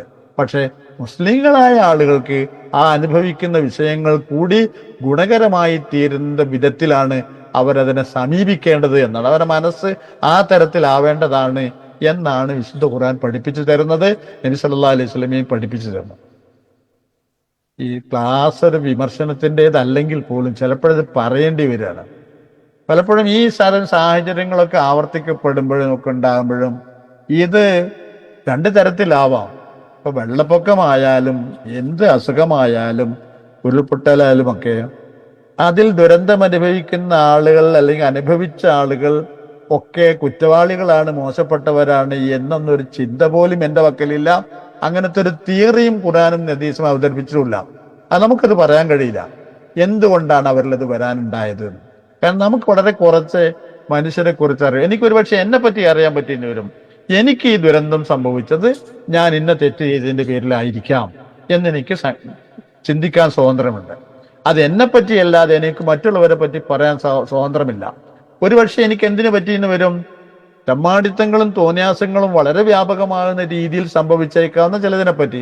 ഇപ്പൊ സുനാമിയെ പറ്റിയൊക്കെ വായിച്ചു നോക്കിയപ്പോൾ കാണാൻ കഴിഞ്ഞത്, തീരങ്ങളിൽ അത് അടിച്ച് കസർത്തിയ സന്ദർഭങ്ങളിൽ അവിടെയൊക്കെ ഉള്ളവർ മുഴുവൻ അപരാധികളാണ്, ആ ലക്ഷക്കണക്കിന് ആളുകൾ എന്ന് ഞാൻ പറയില്ല, വായിച്ചിട്ടില്ല. പക്ഷെ പല ദിക്കുകളിലും പരിധി വിട്ട ഈ ടൂറിസത്തിന്റെയും മറ്റും പേരിൽ നടക്കുന്ന അനാശാസ്യമായ പ്രവർത്തനങ്ങളുടെ, മനുഷ്യത്വരഹിതമായ ജീവിത രീതികളുടെ ഒരു അഴിഞ്ഞാട്ടം ഉണ്ടായിരുന്നു എന്ന് നിങ്ങൾ സമ്മതിക്കുമല്ലോ. അപ്പൊ അത്തരം സ്ഥലങ്ങളിൽ അതൊരു ദൈവിക ശിക്ഷയുടെ ഭാഗം തന്നെയായിട്ട് നമുക്ക് കണക്കാക്കാം. ഞാൻ ആവർത്തിക്കുന്നു, അള്ളാഹുവിൽ നിന്നുണ്ടാകുന്ന ഈ തരം തീരുമാനങ്ങൾ മുഴുവൻ മനുഷ്യർക്ക് ലഭിക്കുന്ന ശിക്ഷകളാണ് എന്നൊരു തിയറിയോ തത്വത്തിലോ അല്ല സംസാരിക്കുന്നത്. ആയിരിക്കാം. അല്ലെങ്കിൽ പിന്നെ ഉണ്ടാവുന്നത് എന്താണ്, പിന്നെ അള്ളാഹുവിൽ നിന്നുള്ള പരീക്ഷണങ്ങളായിരിക്കാം. നിങ്ങൾ ആ ചൂരൽ മലയിൽ ആ സംഭവമൊക്കെ പറയുന്നിടത്ത് ആ സ്കൂളിൽ പഠിച്ചുകൊണ്ടിരുന്ന ഒരു കുട്ടി, ഒരു പെൺകുട്ടി എഴുതിയ ഒരു കവിത നിങ്ങൾ ശ്രദ്ധിച്ചില്ലേ? അതിലൂടെ ഒഴുകുന്ന ആ നദി പറയുന്ന വാക്കായിട്ടാണ് ആ കുട്ടി എഴുതിയത്. കുട്ടിക്ക് എന്തോ അമാനുഷിക സിദ്ധിയുടെ ഒന്നും പറയുന്നതല്ല ഞാൻ, അതൊരു പ്രവചനമാണ് സത്യത്തിൽ. ആ കുട്ടി അത് ചിന്തിച്ചിട്ടൊന്നുമില്ല. പക്ഷെ ആ മൊഴികളിൽ ആ ആശയമുണ്ട്. ഈ നദി തന്നെയാണ് പലപ്പോഴും നമ്മുടെ നാശത്തിന് പോലും കാരണമായി തീർന്നേക്കാവുന്നത് എന്ന സത്യസന്ധമായ, ആ കുട്ടി അങ്ങനത്തെ മറ്റെന്തെങ്കിലും കഴിവുള്ള കുട്ടികളാണെന്ന് അങ്ങനെയൊന്നും തെറ്റിദ്ധരിക്കേണ്ടതില്ല. ആ ഒരു സത്യം അതൊരു പ്രപഞ്ച സത്യമാണത്. ആ സത്യം ആ കുട്ടിയുടെ വായിൽ നിന്ന് പുറത്തു വന്നിരുന്നു, അവളുടെ എഴുത്തുകളിൽ നിന്ന് പുറത്തു വന്നിരുന്നു. പിന്നീട് ആ കുട്ടിക്ക് അത് ഓർത്തിട്ട് കരച്ചിലടക്കാൻ പറ്റാത്തൊരവസ്ഥ വന്നു. ഇങ്ങനെ ഒരു സാഹചര്യം എവിടെയും നിലനിൽക്കുന്നുണ്ട് എന്നത് നമ്മൾ മറക്കാതിരിക്കാം. അപ്പോ ഈ നമ്മൾ പറഞ്ഞു വന്ന എന്താണ്, ദുരന്തങ്ങൾ ബാധിക്കുന്നതിൽ എല്ലാവരും ഒരുപോലെയാണെങ്കിലും അതിനോടുള്ള സമീപനത്തിൽ, അതിനെ വിലയിരുത്തുന്നതിൽ വിശ്വാസികളായ ആളുകൾക്ക് മറ്റൊരു കാഴ്ചപ്പാടുണ്ടാവണം. അത് ഒന്നുകിൽ അള്ളാഹുവിന്റെ കോപമാണോ അതോ അള്ളാഹുവിന്റെ പരീക്ഷണമാണോ എന്ന വിധത്തിൽ നാം അതിനെ പരിശോധിക്കേണ്ടതുണ്ട് എന്നാണ് ഈ പറഞ്ഞതുകൊണ്ട് ഉദ്ദേശിക്കുന്നത്, ഈ ആയത്തുകൊണ്ട് ഉദ്ദേശിക്കുന്നത്. അതാണ് ആ സൂറത്ത് നിസായിൽ പറഞ്ഞിരിക്കുന്നത്. നിങ്ങൾക്കും വേദനയുണ്ട്, അവർക്കും വേദനയുണ്ട്. പക്ഷേ നിങ്ങൾ വേദനിക്കുമ്പോൾ നിങ്ങൾ പടച്ചവനിൽ നിന്ന് മറ്റെന്തൊക്കെയോ പ്രതീക്ഷിക്കുന്നു, അവർക്ക് ആ പ്രതീക്ഷ പോലും ഇല്ലല്ലോ എന്ന വിധത്തിലാണ് പറഞ്ഞു വെച്ചത്. അതിന് സമാനമായ ആയത്ത് തന്നെയാണിതും. വൈൻസസ്കും കർഹും, നിങ്ങൾക്ക് മുറിവുകൾ ഏറ്റിട്ടുണ്ടെങ്കിൽ പക്കത്ത് മസാൽ കൗമ, ആൽ കൗമ ഖുറൈശികൾ, അവർക്കും മുറിവുകൾ ഏറ്റിട്ടുണ്ട് മിസ്ലഹു ഇതുപോലത്തത്. അപ്പൊ അവരും ഇതുപോലത്തെ ദുരന്തങ്ങൾ ഏറ്റുവാങ്ങിയവരും ആ ദുരന്തങ്ങളിലും അനുഭവിച്ചവരും തന്നെയാണ്.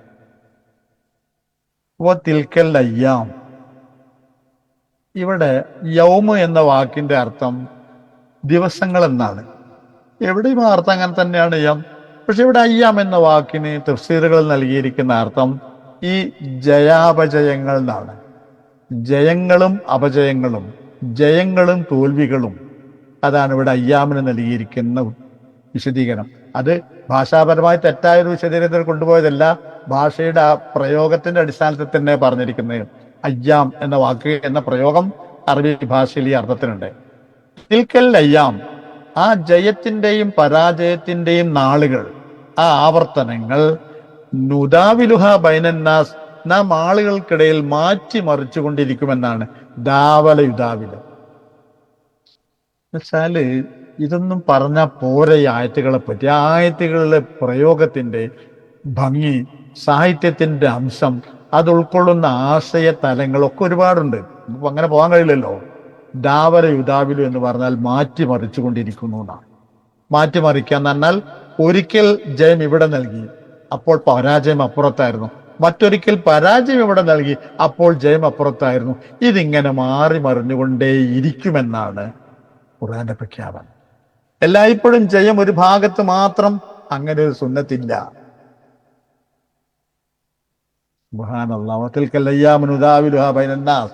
ഈ ജയങ്ങളും പരാജയങ്ങളും ജനങ്ങൾക്കിടയിൽ നാം ഇങ്ങനെ മാറ്റി മറിച്ചുകൊണ്ടേയിരിക്കും. ആ അടിസ്ഥാനത്തിൽ നിങ്ങൾ ബദറിലെ വിജയത്തെ കണ്ടാൽ മതി, ഉഹുദിലെ പരാജയത്തെയും ഈ പ്രപഞ്ച തത്വപ്രകാരം നടന്നതാണ് എന്ന് നിങ്ങൾ മനസ്സിലാക്കുക. അതിൻ്റെതായ കാരണങ്ങളുണ്ട്. ബദറിൽ വിജയിക്കാൻ ആവശ്യമായ ഘടകങ്ങളൊക്കെ നിങ്ങളുടെ അടുത്തുണ്ടായപ്പോൾ നിങ്ങൾക്ക് വിജയം കിട്ടി. ആ ഘടകങ്ങൾ നിങ്ങളിൽ സമ്മേളിക്കുന്നതിൽ കുറവ് വന്നിട്ട് നബി സല്ലല്ലാഹു അലൈഹി വസല്ലം നിങ്ങളോട് പറഞ്ഞിരുന്നു. ആ കുന്നിൻ മുകളിൽ അബ്ദുല്ലാഹിബ്നു ജയ്ഷ് റളിയല്ലാഹുവിന്റെ കീഴിൽ 50ഓളം അമ്പെയ്ത്തുകാരെ നിശ്ചയിച്ചിട്ട് പ്രവാചകൻ സല്ലല്ലാഹു അലൈഹി വസല്ലം പറഞ്ഞു, നിങ്ങൾ ഈ കുന്നിന്റെ മുകളിൽ കാവൽ നിൽക്കുക, നിങ്ങളെ ജോലി അതാണ്. താഴെ ഞങ്ങൾ യുദ്ധത്തിന് ഏർപ്പെടാൻ പോവുകയാണ്, എന്തും സംഭവിക്കാം, ഒരുപക്ഷെ ജയിച്ചേക്കാം, ഒരുപക്ഷെ ഞങ്ങൾ തോൽക്കുന്ന ഒരു സാഹചര്യം വരെ വന്നേക്കാം. എന്തൊക്കെ താഴെ സംഭവിച്ചിരുന്നാലും എന്റെ സമ്മതം കൂടാതെ നിങ്ങൾ താഴോട്ട് ഇറങ്ങരുത്. അവിടെ എന്ത് നടന്നു എന്നുള്ളത് നിങ്ങളെ പ്രശ്നം. ഞാൻ നിങ്ങളെവിടെ നിർത്തിയിരിക്കുന്നത്, ഞാൻ നിങ്ങളോട് പറയുന്നത് വരെ നിങ്ങൾ ഇവിടെ ഉണ്ടാവണം. അവിടെ താഴെ, കുന്നിൻ താഴെ നടക്കുന്ന യുദ്ധക്കളത്തിൽ നടക്കുന്നതൊന്നും നിങ്ങളെ സ്വാധീനിക്കാൻ പാടില്ല എന്ന് പറഞ്ഞു. എന്തേ ഉണ്ടായത്? യുദ്ധം വളരെ പെട്ടെന്ന് ജയിച്ചു. ഖുറൈശികൾ പിന്തിരിഞ്ഞോടി. സ്വാഭാവികമായി അവർ ഇട്ടേച്ചു പോകുന്ന ആയുധങ്ങളോ മറ്റു ഉപകരണങ്ങളോ യുദ്ധരംഗത്ത് വീണ് കിടന്നു. അത് നഷ്ടപ്പെടുത്താൻ പാടില്ല എന്നതുകൊണ്ട് അത് സ്വരൂപിച്ചെടുക്കാനാണ് ദീനിന്റെ നിർദ്ദേശം. അതിന് ഗനീമത്ത് സ്വത്ത് എന്നാണ് പറയാ. യോദ്ധാക്കൾക്കിടയിൽ ഭാഗിച്ചു കൊടുക്കുന്നത്. ആ വിധത്തിൽ ജയിച്ച സന്തോഷത്തില് യോദ്ധാക്കളായ ആളുകള് അത് ശേഖരിക്കാൻ തുടങ്ങി. അപ്പൊ ഇതിൻ്റെയൊക്കെ കൃത്യമായ വിധി എന്താണ്, നിയമം എന്താണെന്ന് തിരിച്ചറിയുകയോ ആലോചനയിൽ വരികയോ ചെയ്യാത്ത പലരും ഈ അബ്ദുല്ലാഹിബ്നു ജയ്ഷ് റളിയല്ലാഹുവിന്റെ കൂടെ കുന്നിൻ മുകളിൽ ഉള്ളവരിൽ ഉണ്ടായിരുന്നു. അവർ പറഞ്ഞു, യുദ്ധം കഴിഞ്ഞു, ഇനി നമ്മൾ എന്തിനാ ഇവിടെ നിൽക്കുന്നത് എന്ന്. അബ്ദുല്ലാഹിബ്നു ജയ്ഷ് അവരോട് എതിർത്തു. അള്ളാഹുവിന്റെ റസൂൽ സല്ലല്ലാഹു അലൈഹി വസല്ലം അനുമതിയില്ലാതെ ഞാൻ നിങ്ങളെ പോകാൻ സമ്മതിക്കുകയില്ല എന്ന് പറഞ്ഞു. അദ്ദേഹം ഒരുപാട് ശഠിച്ചു നോക്കി. പക്ഷെ അവരിൽ പലരും അദ്ദേഹത്തിന് അഭിപ്രായം സ്വീകരിച്ചില്ല. ധിക്കരിച്ചുകൊണ്ട്, നേതാവിനെ ധിക്കരിച്ചുകൊണ്ട്, നബി സല്ലല്ലാഹു അലൈഹി വസല്ലം എന്ന വലിയ നേതാവിനെ ധിക്കരിച്ചുകൊണ്ട് അവർ അടർക്കളത്തിലേക്ക് ഇറങ്ങി. എന്തിന്? യുദ്ധത്തെക്കാൾ ഏറെ യുദ്ധമുതലുകൾ സ്വരൂപിക്കുന്നതിൽ പങ്കാളികളാവാൻ. ഇതാണ് മക്ക ലക്ഷ്യമാക്കിക്കൊണ്ട് നടന്നു പോകുന്ന ഖാലിദ് ബിൻ വലീദ് റളിയല്ലാഹു അൻഹു തിരിഞ്ഞു നോക്കിയപ്പോഴേ പിറകിലൂടെ അവരെ ആക്രമിക്കാൻ പറ്റുന്ന ആ കുന്നിൻ മുകളിൽ കാവൽ ഭടന്മാരായി നിന്നിരുന്ന ആളുകൾ തീർന്നിരിക്കുന്നു, ശൂന്യമായിരിക്കുന്നു. ഏതാനും പേരെ ബാക്കിയുള്ളൂ. അബ്ദുല്ലാഹിബ്നു ശേഷം കുറച്ചു പേരും ബാക്കിയായി.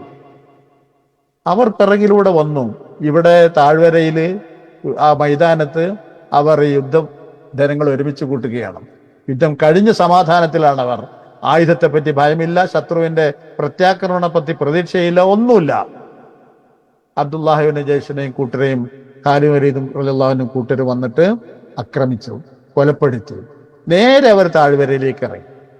താഴ്വരയിലേക്ക് ഇറങ്ങിയിട്ട് അവർ സഹാബികൾക്ക് നേരെ അക്രമം വഴിച്ചു വിട്ടു. എന്താ സംഭവിക്കുന്നതെന്ന് പോലും മനസ്സിലായില്ല പലർക്കും. കൊല്ലപ്പ് ഷഹീദായി, മുറിവേറ്റു. ഇനി എന്ത് എന്ന വിധത്തിലുള്ള പിന്നെ തിരിഞ്ഞോടി പാടില്ലാത്തതാണ്. ചിലരൊക്കെ ആ ഓട്ടം തുടർന്നു. ഖുർആൻ പറയുന്നുണ്ട് മറ്റൊരു ഭാഗത്ത് നബി സല്ലല്ലാഹു അലൈഹി വസല്ലം നിങ്ങളെ വിളിക്കുന്നുണ്ട്, വരൂ, തിരിച്ചു വരൂ എന്ന് പറഞ്ഞുകൊണ്ട് കേൾക്കാത്തവർ ഓടി. ഭയമുള്ളിലേക്ക് കടന്നുള്ള അവസ്ഥയാണ്. അതിനിടയിൽ നബി സല്ലല്ലാഹു അലൈഹി വസല്ലം കൊല്ലപ്പെട്ടു എന്ന ഒരു കിംവദന്തി പ്രചരിക്കുകയും ചെയ്തു. മുസ്അബ് ഇബ്നു ഉമൈർ റളിയല്ലാഹു അൻഹു കൊല്ലപ്പെട്ടപ്പോൾ നബിയെ കൊല്ലാൻ വേണ്ടി ശ്രമിച്ച ചില ആളുകളുടെ പ്രതിരോധിച്ചുകൊണ്ട് മുസ്അബ് ഇബ്നു ഉമൈർ റളിയല്ലാഹു അൻഹു, അദ്ദേഹത്തിന്റെ കയ്യിലാണ് ഇസ്ലാമിന്റെ കൊടിയെന്നുണ്ടായിരുന്നത്, ആ കൊടി വഴി വായിക്കുന്ന അദ്ദേഹം നബി സല്ലല്ലാഹു അലൈഹി വസല്ലമയെ പ്രൊട്ടക്ട് ചെയ്തുകൊണ്ട് ഏറ്റുമുട്ടിയതിൽ അദ്ദേഹം ഷഹീദായപ്പോൾ കൊന്ന വ്യക്തി വിളിച്ചു പറഞ്ഞു, ഞാൻ മുഹമ്മദിനെ സല്ലല്ലാഹു അലൈഹി വസല്ലമയെ കൊന്നു എന്ന്. അത് വളരെ പെട്ടെന്ന് ഫ്ലാഷായി. അതുകൂടി ആയപ്പോഴേ ഈ സഹാബികളിൽ ഇനി എന്ത് എന്ന് ചിന്ത വന്നു. അബൂബക്കർ സിദ്ദീഖ് റളിയല്ലാഹു അൻഹു പോലെയുള്ള മഹാന്മാരിലല്ല പല നിലവാരത്തിലുള്ള ആളുകളുണ്ടല്ലോ, അതായത് ബോധത്തിന്റെ അറിവിന്റെ ഒക്കെ എന്ത് ചെയ്യേണ്ടു എന്നറിയാത്തൊരു അങ്കിലാപ്പിലേക്ക് എത്തിപ്പെട്ടു. അതാണ് ഖുർആൻ ഈ പറഞ്ഞിരിക്കുന്നത്. എന്ത് നുദാവിലുഹ ബൈനന്നാസ്, ഈ ജയങ്ങളും പരാജയങ്ങളും ഒക്കെ ഇങ്ങനെ തിരിച്ചു മറിച്ചു കൊടുത്തുകൊണ്ടിരിക്കും. അവിടെ എന്തുകൊണ്ട് ഈ പരാജയം സംഭവിച്ചു, എന്തുകൊണ്ട് നമുക്ക് വിജയം ലഭിച്ചു എന്നതിനെ പറ്റി ആലോചിക്കാനുള്ള അവസരം ഉണ്ടാവണം എന്നർത്ഥം.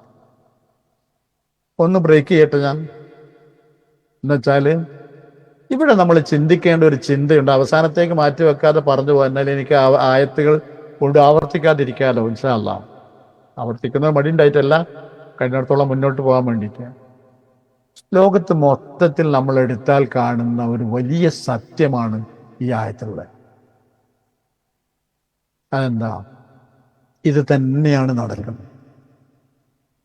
ഞാൻ മുസ്ലിങ്ങൾ ഇന്ന് ലോകത്ത് അനുഭവിക്കുന്ന ദുരന്തങ്ങളെയോ അവരനുഭവിക്കേണ്ടി വന്ന പ്രതിസന്ധികളെയോ, അത് പിന്നെ ഫലസ്തീന്റെ വിഷയത്തിലായിരുന്നാലും ഇന്ത്യ ആയിരുന്നാലും എവിടെയായിരുന്നാലും ശരി, ഒന്നിനെയും ചെറുതായി കാണുന്നില്ല. അത് വളരെ ഭയാനകം തന്നെയാണ്.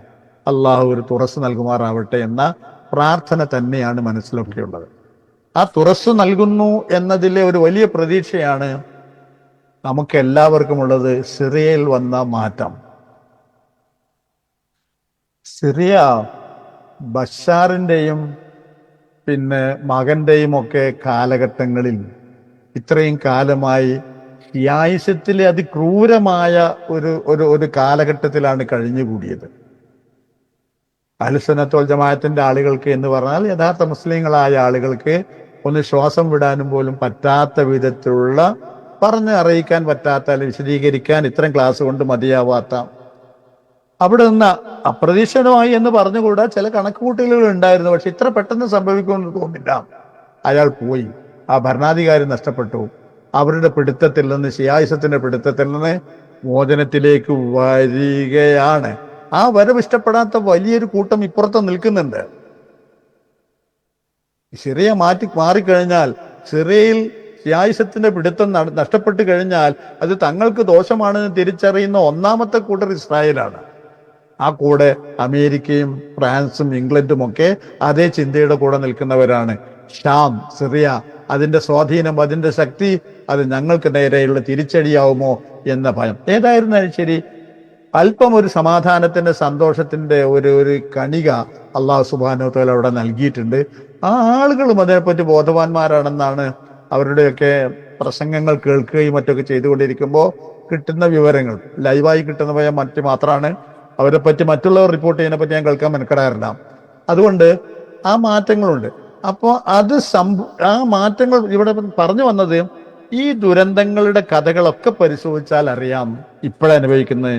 തൊട്ട മുമ്പത്തെ ചില തലമുറകളിലെ മുസ്ലിങ്ങളായ ഭരണാധികാരികളും അതുപോലത്തെ അവരുടെ സിൽബന്ദികളോ ശിഖിടികളുമായ ആളുകളൊക്കെ പലപ്പോഴും മനുഷ്യത്വരഹിതമായും അന്യായമായും പല സമൂഹങ്ങളോടും പെരുമാറുകയും മറ്റും ചെയ്തിട്ടുണ്ട്. എന്റെ നേരെ കല്ലെറിയരുത്, എല്ലാവരും അങ്ങനെയായിരുന്നു, അതിന്റെ ദുരന്തം മുസ്ലിങ്ങൾ അനുഭവിച്ചേ തീരൂ എന്നൊന്നും ഞാൻ പ്രസംഗിച്ചിട്ടില്ല. ഞാൻ പറഞ്ഞത് പലപ്പോഴും നബി സല്ലല്ലാഹു അലൈഹി വസല്ലം ആവട്ടെ, ഖുലഫാഉർ റാഷിദുകൾ ആവട്ടെ, യുദ്ധം പോലത്തെ വിഷയങ്ങളിലേക്ക് കടക്കുമ്പോൾ തഖ്വ, സൂക്ഷ്മത, സ്ത്രീകളെ വധിക്കല്ലേ, കുട്ടികളെ വധിക്കല്ലേ, കൃഷിസ്ഥലങ്ങൾ കേടുവരുത്തല്ലേ, ആശ്രമങ്ങളിൽ ആരാധനയുമായി കഴിഞ്ഞുകൂടുന്ന ഏത് ഭക്തനായിരുന്നാലും ഏത് മതവിശ്വാസിയായാലും നശിപ്പിക്കല്ലേ, അവന്റെ ആരാധനാസ്ഥലങ്ങൾ കേടുവരുത്തല്ലേ, ഇങ്ങനെ പറഞ്ഞുകൊണ്ടേ ഇരുന്നിട്ടാണ് കൊണ്ടുപോയത് ഇവരെയൊക്കെ. ഇപ്പോഴും ആ സൂക്ഷ്മതകൾ പലപ്പോഴും ഇല്ലാതെ ജയത്തിന്റെ പേരിൽ അല്ലെങ്കിൽ ശക്തിയുടെ പേരിൽ പലപ്പോഴും പരിധി വിട്ട പലതും വായിക്കുന്നവ മുഴുവൻ സത്യമാണെന്നും ഞാൻ വിശ്വസിക്കുന്നില്ലെങ്കിൽ പോലും അതിലെ 10% എടുത്താൽ പോലും പലപ്പോഴും അത്തരം പല നീക്കങ്ങളും ഉണ്ടായിട്ടുണ്ട്. അതിൻ്റെ ദുരന്തമാണ്, അതിൻ്റെ ഒരു തിരിച്ചടി വർഷങ്ങൾ കൊണ്ട് ഇങ്ങനെ കറങ്ങി വരും, അതിങ്ങനെ തിരിച്ചു വരും. എങ്കിൽ പോലും അത് ഇത്ര രൂക്ഷമാവാതിരിക്കാനുള്ള കാരണം എന്താണെന്ന് ചോദിച്ചാൽ ആ പൂർവികന്മാരിലെ കുറെ സുമനസ്സുകൾ, നല്ലവരായ ആളുകൾ പാലിച്ച നിഷ്ഠ, തക്കവയോടുകൂടി ഈ പരാജിതരായ ആളുകളോടും ഇതര മതവിഭാഗങ്ങളോടും കാണിച്ച ആ ന്യായവും നീതിയുമാണ് ഇത് വലിയ ആഴത്തിൽ മുറിവേൽപ്പിക്കാതെ പോകാൻ കാരണമാകുന്നത്. കേരളത്തിലെ ഉദാഹരണങ്ങൾ പറയാം. കേരളത്തിലെ ഈ ഹിന്ദു സമൂഹത്തിലെ അധികൃതരെന്ന് വിളിക്കപ്പെടുന്ന വിഭാഗം, നമുക്ക് അങ്ങനെ ഒരു വിഭാഗമല്ല, എല്ലാവരും ആദന്റെ മക്കളാണ്. ആ വിഭാഗം ഇന്ന് സമൂഹത്തിൽ പലയിടത്തും ഉയർന്നു നിൽക്കുകയും സ്ഥാനമാനങ്ങളിൽ കയറിപ്പറ്റുകയൊക്കെ ചെയ്തിട്ടുണ്ട്. നല്ലത് തന്നെ, മനുഷ്യന്റെ പുരോഗതിയോട് നമുക്ക് യാതൊരു വിരോധമില്ല. പക്ഷെ അവരുടെ മുമ്പിൽ ഓച്ചാനിച്ച് നിൽക്കേണ്ടി വരുന്ന, സർ എന്ന് വിളിച്ച് കാത്തു നിൽക്കേണ്ടി വരുന്ന ഉന്നത ജാതിക്കാരായ ഹിന്ദുക്കളായ ആളുകളുണ്ട്. അതിൽ നായന്മാരുണ്ട്, ചിലപ്പോൾ ഈഴവന്മാരായ ആളുകൾ നോക്കിയാണ്. പക്ഷെ കഴിഞ്ഞ കാല കേരളത്തിന്റെ ചരിത്രം വായിച്ചാൽ അറിയാം, ഇവരുടെ പൂർവികന്മാർ, ഈ ഉയർന്ന ജാതിക്കാരുടെ പൂർവികന്മാർ ഈ പറയുന്ന അധികൃത വിഭാഗത്തോട് എന്തെല്ലാം അനീതിയാണ് സാമൂഹ്യ നിലവാരത്തിൽ ചെയ്തു കൂട്ടിയത്. എന്നെക്കാളേറെ നിങ്ങൾക്കറിയാലോ. കാലം ഇങ്ങനെ വന്നു, തിൽക്കലയ്യാമുൻ ഉദാവിലുഹ ബൈന്നാസ്, അതിങ്ങനെ മാറ്റിക്കൊണ്ടിരിക്കുകയാണ്. അന്ന് പ്രമാണിമാരും ഭരണാധികാരികളും ഉന്നതന്മാരുമായി കഴിഞ്ഞുകൂടിയ ആ തട്ടിൽപ്പെട്ട പലരും സാമ്പത്തികമായും സാമൂഹ്യമായും തൊഴിൽപരമായും ഒക്കെ പിറകോട്ട് വന്നിട്ട് അന്ന് അടിച്ചമർത്തപ്പെട്ട ഒരു ജനത മുന്നോട്ട് വരികയും അവർ മേലാളന്മാരായി തീരുകയും ചെയ്യുന്ന ഒരു സാഹചര്യമുണ്ടായി. ഇതേ അവസ്ഥ കേരളത്തിലെ മുസ്ലിങ്ങൾക്ക് സംഭവിച്ചിട്ടുണ്ട്. മുസ്ലിങ്ങൾ ഈ നാട്ടിൽ കാര്യമായി കച്ചവടക്കാരാണ് ഉണ്ടായിരുന്നത്. അവര് കൃഷി കാര്യമായ മുസ്ലിങ്ങളുടെ ഒരു ജീവിതമാർഗമായിരുന്നില്ല ആദ്യ കാലഘട്ടങ്ങളിൽ. അങ്ങനെയാണ് പിന്നീട് ടിപ്പു സുൽത്താന്റെ വരവും അദ്ദേഹം ഉണ്ടാക്കിയ സാമൂഹ്യ പരിഷ്കരണങ്ങളും ഇവിടെ പലരെയും ചൊടിപ്പിച്ചപ്പോഴേ ടിപ്പുവിനെ നശിപ്പിക്കാനും തകർക്കാനും വേണ്ടി ബ്രിട്ടീഷുകാരോടൊപ്പം കൂട്ടം കൂടിയ കേരളത്തിൽ പിന്നീട് വന്ന ഭരണാധികാരികൾ പലരും ഈ മുസ്ലിങ്ങള് അവർക്ക് പരിചിതമില്ലാത്തൊരു കൃഷിയുടെ മേഖലകളിലേക്ക് നിർബന്ധമായി പറഞ്ഞു വിടുന്ന സാഹചര്യമുണ്ടായി. ഇത്തരം ക്ലാസ്സുകളിൽ പറയാൻ പറ്റുള്ളൂ. അപ്പൊ അങ്ങനത്തെ ഒരു സാഹചര്യമുണ്ടായി. അവർ ആ ഭാഗങ്ങളിലേക്ക് പോവുകയും വല്ലാതെ അടിച്ചമർത്തപ്പെടുകയും ചെയ്തു. ഭക്ഷണമില്ല, വസ്ത്രമില്ല, വിദ്യാഭ്യാസമില്ല, നല്ലൊരു വീടില്ല. ഞാനൊക്കെ പഠിച്ചു വരുമ്പോ, എനിക്കൊക്കെ എന്റെ പ്രായം വെച്ചുകൊണ്ട് പറയാലോ, ഞാനൊക്കെ സ്കൂളിൽ പഠിക്കുന്ന സമയങ്ങളിൽ കപ്പ മരച്ചീനി തിന്നിട്ട് അതിന്റെ പാടുകൾ മുഖത്തുള്ള ആ രൂപത്തിൽ വൃത്തിയും വെടിപ്പുമില്ലാത്ത വിധത്തിലൊക്കെയാ മുസ്ലിം കുട്ടികളിൽ മിക്കവരും സ്കൂളുകളൊക്കെ വന്നിരുന്നത്. അത്ഭുതപ്പെട്ടു, എന്താ കുട്ടികൾ ഇങ്ങനെയൊക്കെ വരുന്നത്? വീട്ടിൽ ചുറ്റുപാടുകളില്ല, ചോർന്നൊലിക്കുന്ന വീടുകള്, ഈ കരി കത്തിച്ച കരി കൊണ്ട് നിലം വൃത്തിയാക്കിയത് വീടുകള്. ആ അർത്ഥത്തിലുള്ള ഒരു നല്ല വീട് ഞങ്ങളുടെ ഭാഗത്തൊക്കെ മുസ്ലിങ്ങളുടേതായി കാണാൻ കുറവായിരുന്നു. സ്വന്തമായ ഒരു വാഹനമുള്ള വ്യക്തിയെ പോലും മുസ്ലിങ്ങളായതുണ്ടായിരുന്നില്ല. ആ സമയത്ത് മറ്റു മതക്കാരായ ആളുകൾ അങ്ങനെയുള്ളവരുണ്ട് താനും. അള്ളാഹുവിന്റെ മഹത്തായ അനുഗ്രഹം, കേരളത്തിലെ തൗഹീദി പ്രബോധന പ്രവർത്തനത്തിൽ ഉണ്ടായ മുന്നേറ്റം, അത് ഉണർത്തിയ അലയൊലികൾ, രാഷ്ട്രീയവും സാംസ്കാരികമായ രംഗങ്ങളിൽ ഉണ്ടാക്കിയ മാറ്റം, എല്ലാവരുടെയും ഒത്തൊരുമയോടുള്ള പ്രവർത്തനം, പടച്ചവന്റെ അപാരമായ സൗകര്യങ്ങളും കൂടി കിട്ടിയപ്പോഴേ അടിച്ചപ്പുറത്തപ്പെട്ട മുസ്ലിം സമൂഹത്തിലെ ആളുകളുടെ പിന്തലമുറക്കാർ സമൂഹത്തിലെ മേലോട്ട് വരുന്ന ഒരു സാഹചര്യം ഉണ്ടായി. ആ ഒരു സാഹചര്യത്തിന്റെ മിടിപ്പുകളാണ് ഇന്ന് കേരളക്കരയിലെ മുസ്ലിങ്ങൾക്കിടയിൽ കാണുന്ന വിദ്യാഭ്യാസപരമായ നവോത്ഥാനവും ചലനങ്ങളും മറ്റു കാര്യങ്ങളുമൊക്കെ. ഇവിടെയും ഒരു കുറിപ്പുണ്ട്. എന്താണ് ആ വിദ്യാഭ്യാസപരമായ നവോത്ഥാനവും ഉയർച്ചയും സാമ്പത്തികമായ മേന്മയും ഒക്കെ അള്ളാഹു പറഞ്ഞ ചൊൽപ്പടികൾക്കൊപ്പം പോകുന്നതിന് പകരം സകലം മറന്ന് പെരുമാറുന്ന ഒരു സാഹചര്യത്തിലേക്ക് നാഥനില്ലാത്തൊരു കളരി. മത നേതാക്കന്മാരുണ്ട്, മതസംഘടനകളുണ്ട്, ഇഷ്ടംപോലെ മത ക്ലാസ്സുകൾ നടക്കുന്നുണ്ട്. പക്ഷെ സമൂഹം ഈ പിടുത്തത്തിലൊന്നുമല്ല. എന്ത് വൃത്തികേടാണ് ഇവൻ നാളെ ചെയ്യുക, അതും കൂട്ടമായിട്ട് എന്ന് പറയാൻ പറ്റാത്തൊരവസരത്തിലേക്ക് മഹല്ലുകളും ആളുകളും കുട്ടികളും മാറിക്കൊണ്ടിരിക്കുന്ന ഒരു സാഹചര്യം. മുഴുവൻ ദുഷിച്ചൊന്നും ഞാൻ പറഞ്ഞില്ല, പക്ഷെ പലപ്പോഴും വേദനിപ്പിക്കുന്നതാണ്. ആ ഒരു സാഹചര്യത്തിലേക്ക് മാറുമ്പോൾ തിൽക്കല്ലയ്യാമു നുദാവിലുഹാ ബൈനന്നാസ് എന്ന മുന്നറിയിപ്പ് നാം കരുതണം എന്നർത്ഥം.